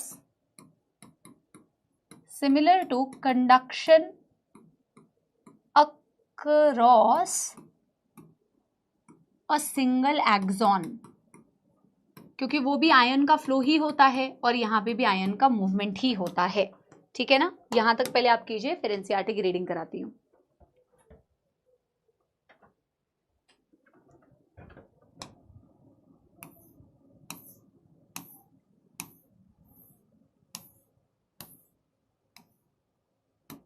और अगली क्लास में क्या स्टार्ट होगा बेटा, देखो सेंट्रल नर्वस सिस्टम बहुत छोटा सा है, ब्रेन का ही टॉपिक दिया हुआ है एनसीईआरटी में, और ब्रेन में भी जो सबसे ज्यादा डिटेल में दिया हुआ है that is fore brain. Mid brain बहुत छोटा सा है, हाइंड ब्रेन बहुत छोटा सा है, रिफ्लेक्स एक्शन खत्म, स्पाइनल कॉर्ड खत्म, सेंस ऑर्गन्स खत्म, तो ज्यादा दिया नहीं हुआ है, ठीक है ना। तो I think next two classes we will need theory complete करने के लिए, ठीक है ना। एनसीईआरटी की रीडिंग करा दूं बेटा यहां तक की, transmission across electrical synapse is similar to the conduction across a single axon. NCERT की रीडिंग करा दूं ताकि हमारा एटलीस्ट बेटा एनसीईआरटी जहां तक पढ़ा है हमने वहां तक रीड कर ले एटलीस्ट हम, ठीक है। A nerve impulse is transmitted from one neuron to another neuron through junctions called as synapse. Transmission का मतलब होता है एक न्यूरॉन से दूसरे न्यूरॉन तक इंफॉर्मेशन जाना, साइनेप्सिस के अक्रॉस हम इंफॉर्मेशन को ट्रांसफर करते हैं। Synapse is formed by the membrane of presynaptic neuron, postsynaptic neuron, which may or may not be separated by a gap called as cleft. May be separated chemical synapse, may not be separated electrical synapse. There are two type of synapses: electrical synapses, chemical synapses. At electrical synapses, the membrane of pre and postsynaptic neuron are in very close proximity. अब देखो यहाँ पे ये line भी मैं लिखवा देती हूँ, देखो मे और मे नॉट का मतलब क्या है बेटा, मे का मतलब है गैप है, that is chemical synapse, may not का मतलब है गैप नहीं है यानी कि इलेक्ट्रिकल साइनेप्स, और यहाँ पे दे दिया दे आर वेरी क्लोज, जो मैंने आपसे कहा ना मैं ब्रैकेट में लिख रही थी, लिख देते हैं, they are in very close proximity, ठीक है ना, तो लिख लेते हैं, कोई दिक्कत नहीं है, समझ गए। इसको लिख देते हैं, नोट कर लेते हैं, ताकि स्टेटमेंट बेस्ड क्वेश्चन हमारा बेटा सही रहे। तो देखो दोनों बातें की हुई है, अकॉर्डिंग टू द क्वेश्चन तुम आंसर देना।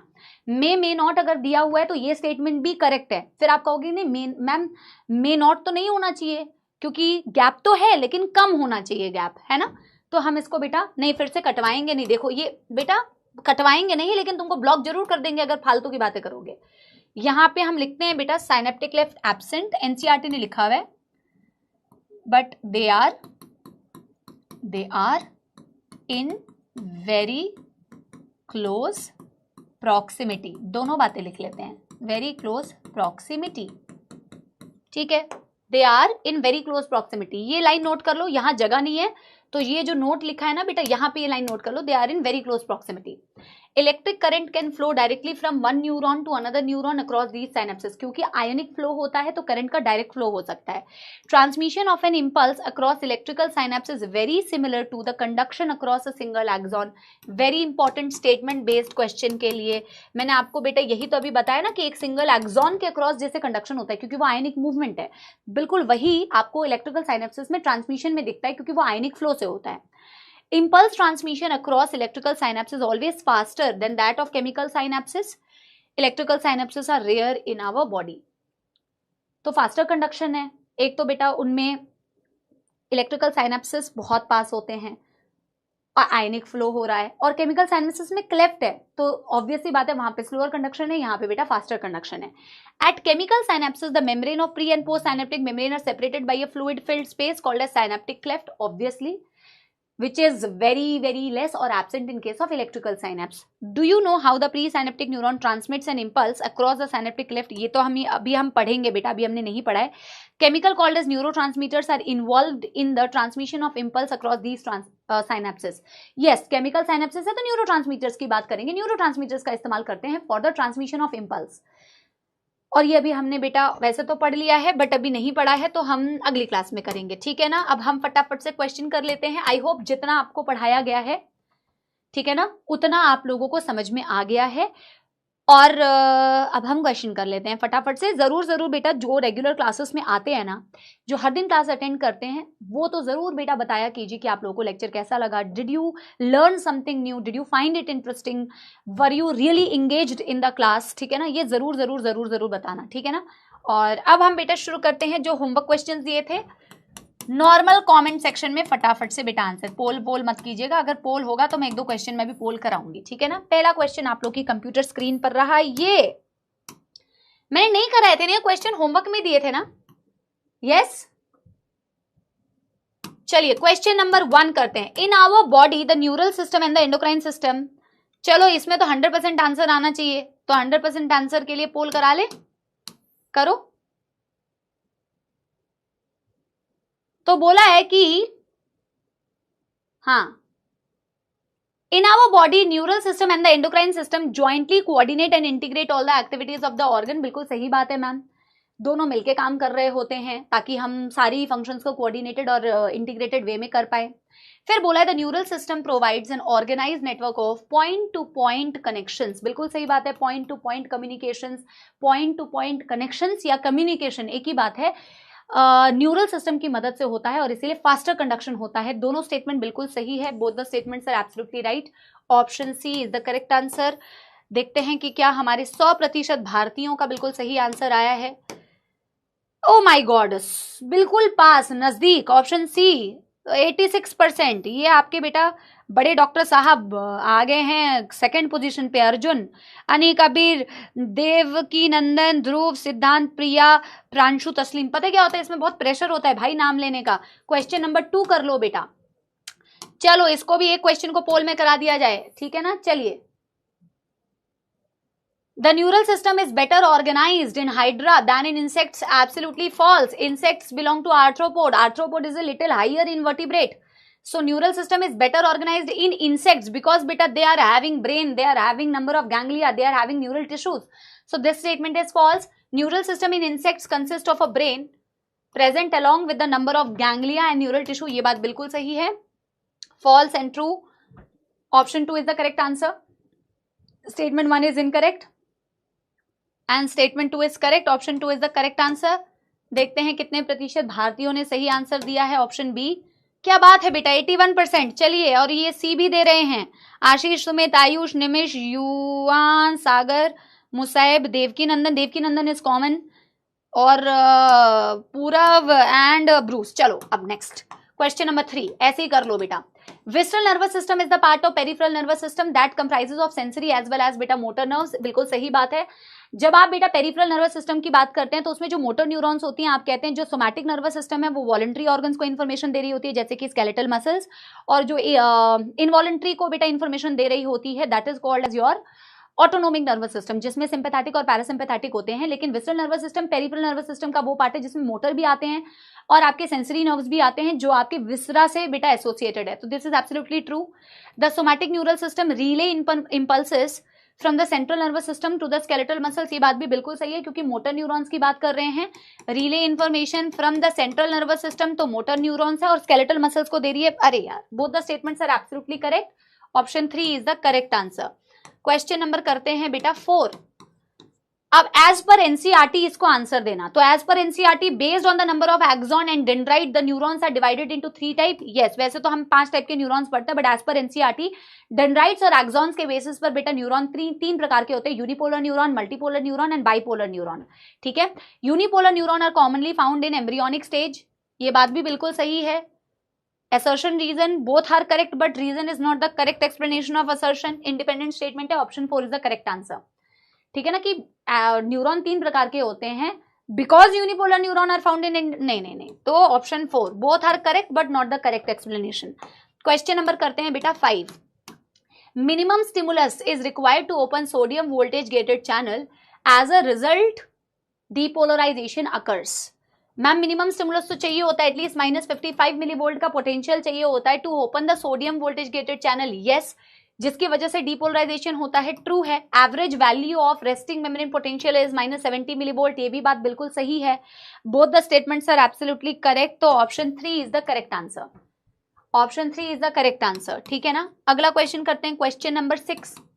The imbalance in the concentration of sodium and potassium and protein generates resting potential. Yes, absolutely right. एक इम्बैलेंस जो होता है आयंस का और प्रोटीन्स का, वही एक रेस्टिंग मेम्ब्रेन पोटेंशियल को जनरेट करने के काम में आती है। Yes, to maintain unequal distribution of sodium and potassium neuron uses energy. Yes, एक अनइक्वल डिस्ट्रीब्यूशन को मेंटेन करने के लिए, अभी हमने एनसीईआरटी रीडिंग की थी, सोडियम पोटेशियम एक्टिव पंप काम करते हैं, एटीपी का इस्तेमाल करते हैं, 3 सोडियम बाहर 2 पोटेशियम अंदर। Both the statements are correct. Option 3 is the correct answer. ठीक है ना, क्वेश्चन नंबर करते हैं 7। नर्व फाइबर, ये अभी हमने नहीं किया है बट कर लेते हैं। ठीक है ना, ये अभी हमने किया नहीं है। Second statement, nerve fibre can become excited through touch, smell, chemical changes and there is a change in polarity. हाँ, ये सारे स्टिमुलस की तरह काम करते हैं, और जब ये स्टिमुलस की तरह काम करते हैं फिर आगे जाके वो पोलैरिटी को चेंज कर सकते हैं, मतलब मेम्ब्रेन आगे जाके डीपोलराइज हो सकती है। The post synaptic potential is always excitatory. ये हम कल की क्लास में पढ़ेंगे बेटा कि पोस्ट साइनेप्टिक पोटेंशियल का मतलब होता है, जब मैं कल आपको पढ़ाऊंगी कि केमिकल साइनेप्सिस में जब इंफॉर्मेशन एक न्यूरॉन से दूसरे न्यूरॉन के पास जाती है, ऐसा बिल्कुल जरूरी नहीं है कि पोस्ट साइनेप्टिक पोटेंशियल जब इंपल्स बेटा ट्रैवल कर रही है, ट्रांसमिशन हो रहा है, तो दूसरी न्यूरॉन में हमेशा डीपोलराइजेशन ही होगी, एक्शन पोटेंशियल जनरेट ही होगा, एक्साइटेटरी ही होगी, नहीं। वैसे तो ये बेटा, ये वाली लाइन हमने एनिमल टिश्यू में न्यूरॉन वाले पार्ट में की है कि नहीं की है, एक बार मुझे बताओ। की है ना, न्यूरॉन वाले पार्ट में, वो वाले न्यूरल टिश्यू में किया है ना कि post synaptic potential may be excitatory और may be inhibitory depending upon the neurotransmitter, क्योंकि न्यूरोट्रांसमीटर एक्साइटेटरी इनहिबिटरी के बेसिस पर बेटा डिपेंड करेगा कि आपका जो अगला न्यूरॉन है उसमें कौन से चैनल्स खुलते हैं और एक्साइटेशन होती है, इनहिबिशन होती है। तो this is false. Statement 1 is correct, statement 2 is incorrect. Option 1 is the correct answer, है ना। चलो क्वेश्चन नंबर 8 करते हैं। ये कुछ नए क्वेश्चंस जो आपको होमवर्क में नहीं दिए थे बट कर लो। A synapse may or may not be separated by a gap called as synaptic cleft. Absolutely right. Transmission of an impulse across electrical synapse is very similar to the impulse conduction along a single axon. ये question जब भी आपके पास available होते हैं ना, तो आपकी NCERT की लाइंस ही बार बार रिवाइज होती है। दोनों स्टेटमेंट्स करेक्ट है, अभी हमने पढ़ा। इलेक्ट्रिकल साइनेप्सिस के अक्रॉस जो ट्रांसमिशन होता है, इंफॉर्मेशन स्प्रेड होती है, ट्रांसफर होती है, वो अक्रॉस अ सिंगल एक्सॉन जो कंडक्शन हो रही होती है आयन के मूवमेंट से, बिल्कुल वैसी होती है। Both the statements are correct. Option 3 is the correct answer. करते हैं question number 9। Question number 9, When a stimulus is applied at a site A, that is point A, on a polarized membrane, the membrane at site A become freely permeable to sodium. बिल्कुल सही बात है. When a stimulus is applied at site A, जो negative था अंदर से, बाहर से पॉजिटिव था, the membrane at site A becomes freely permeable to sodium as per NCERT. Yes, क्योंकि यहाँ पे सोडियम वोल्टेज गेटेड चैनल्स खुलते हैं, सोडियम की एंट्री होती है. True. Sodium goes outside via sodium voltage gated channel during depolarization. False. Sodium की entry होती है, हमेशा याद रखो, पैसिवली काम कर रहा है, तो हाई टू लो इनसाइड आएगा. तो statement 1 is correct, statement 2 is incorrect, option 1 is the correct answer. ठीक है ना, option 1 is the correct answer. करते हैं question number 10. The axonal membrane is more permeable to sodium ions when the neuron is at rest. False. It is nearly impermeable. बेटा sodium के लिए तो permeable है ही नहीं, पोटेशियम के लिए ज्यादा परमिएबल होती है.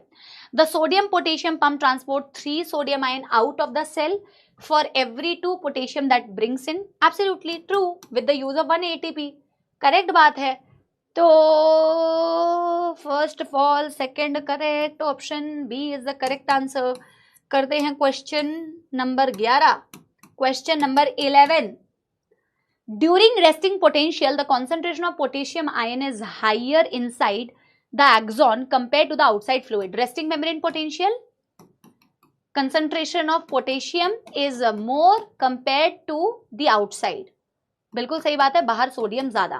The resting potential is the electric potential difference across the resting plasma membrane. यही बात अभी मैंने आपको बताई. RMP या resting membrane potential या polarized state एक्चुअल में potential difference जो होता है along the plasma membrane, उसी को कहा जाता है. Both the statements are absolutely correct. बहुत बहुत धन्यवाद स्नेक्स की आप लोगों ने बेटा यहाँ तक जुड़े रहे. देखिए एंड तक आते आते मैं सिर्फ बैच के एंड, मतलब क्लास के एंड की बात नहीं कर रही हूँ, मैं बात कर रही हूँ बैच के एंड तक आते आते. जो आप लोग बेटा शुरुआत में जिस एनर्जी के साथ में जुड़ते हैं, जो आप लोगों की क्लास में अटेंडेंस होती है, वो धीरे धीरे दिन ब दिन बेटा बैकलॉग्स की वजह से, there is no other reason, backlogs और आपकी कामचोरी की वजह से आप खुद बेटा क्लासेस अटेंड नहीं करते हो और फिर एंड तक आते आते बेटा आप पछताते हो. Please this is right time कि आप बेटा ऐसा ना कीजिए, क्योंकि अभी भी बहुत समय है. इससे पहले कि बेटा वो टाइम आए जब आप स्ट्रैटेजीज ढूंढे, क्या 5 महीने में हो सकता है, क्या 4 महीने में हो सकता है, क्या 4 दिन में हो सकता है, क्या नीट वाले दिन पढ़ लूं तो हो सकता है. इन स्ट्रैटेजीज का बेटा वेट करने से पहले, 1 शॉट लेक्चर्स यूट्यूब में कब आएंगे तो हम कब कंप्लीट करेंगे, उससे पहले कृपया करके बेटा पढ़ाई करिए. आप स्वयं का ख्याल खुद रख सकते हैं. आपको खुशी की अनुभूति तभी होगी जब आप पढ़ाई करेंगे, अच्छे मार्क्स लेके आएंगे, कंसिस्टेंट रहेंगे, कोई बैकलॉग नहीं होगा. और आपको स्ट्रेस होता रहेगा जैसे जैसे आप कामचोरी से बेटा ये सारी चीजें अपने अंदर डेवलप करेंगे, तो आपका खुद का जो बिहेवियर है ना बेटा, वो ही आपको स्ट्रेस देता भी है और स्ट्रेस रिलीव भी करता है. तो it completely depends on you कि आपको स्ट्रेस, क्योंकि स्ट्रेस में पढ़ाई नहीं होती है, आप सब बहुत अच्छे से जानते हैं, स्ट्रेस में पढ़ाई नहीं होती है. जितना ज्यादा आप स्ट्रेस रहेंगे ना बेटा, उतना ज्यादा आप पढ़ाई कर नहीं पाएंगे, चिंता करते रहेंगे, है ना. और चिंता चिता के समान है गाइस, आपको पता है, जितना ज्यादा चिंता करेंगे पढ़ाई कर ही नहीं पाएंगे. डरा बिल्कुल नहीं रही हूं बेटा, समझा रही हूं, आपका भला ही चाहते हैं सारी टीचर्स, इसीलिए आपको टाइम टू टाइम बोलते रहते हैं कि this is the right time. बच्चों प्लीज प्लीज प्लीज प्लीज बेटा एंड तक वेट नहीं करना है. मैंने आपको बोला है ना, आपके मन में एक ही ख्याल होना चाहिए कि या तो आर या तो पार, यही एक साल है. प्लीज बेटा प्लीज, ठीक है ना. बहुत अच्छी बात होगी, कर जाओगे, क्योंकि मैंने बोला ना, सेम कंटेंट को बार बार पढ़ना is very tough for a student. You have to go ahead बेटा, जीवन में आगे बढ़ना है, इस लूप में बिल्कुल नहीं फंसना है, because it's very very dangerous. Okay, and आप तभी इस लूप से बाहर निकल पाएंगे जब आप इस साल सच में उस इंटेंट से आपने पढ़ाई की है और आगे आने वाले महीनों में भी आपका इंटेंट बेटा साफ है और आप सच में मेहनत कर रहे हैं. देन ओनली बेटा there is a scope that you will move ahead. ठीक है ना. अपने आप को समझाइए कि मुझे इस लूप में से निकलना है, और इस लूप में से तभी निकल सकता हूं जब मैं अभी मेहनत कर लूं. ठीक है ना. Thank you so much. गाना सुना देती हूँ आप लोगों को, और मुझे ज़रूर बताना बेटा बिना कंजूसी के कि लेक्चर आप लोगों को कैसा लगा. ठीक है ना. हम मिलेंगे बेटा अगली क्लास में. तो एक गाना आपको क्या सुनाऊं, कौन सा गाना सुनाऊं कि मैंने सुनाया हुआ गाना, बट यही सुनाती हूँ. ठीक है ना.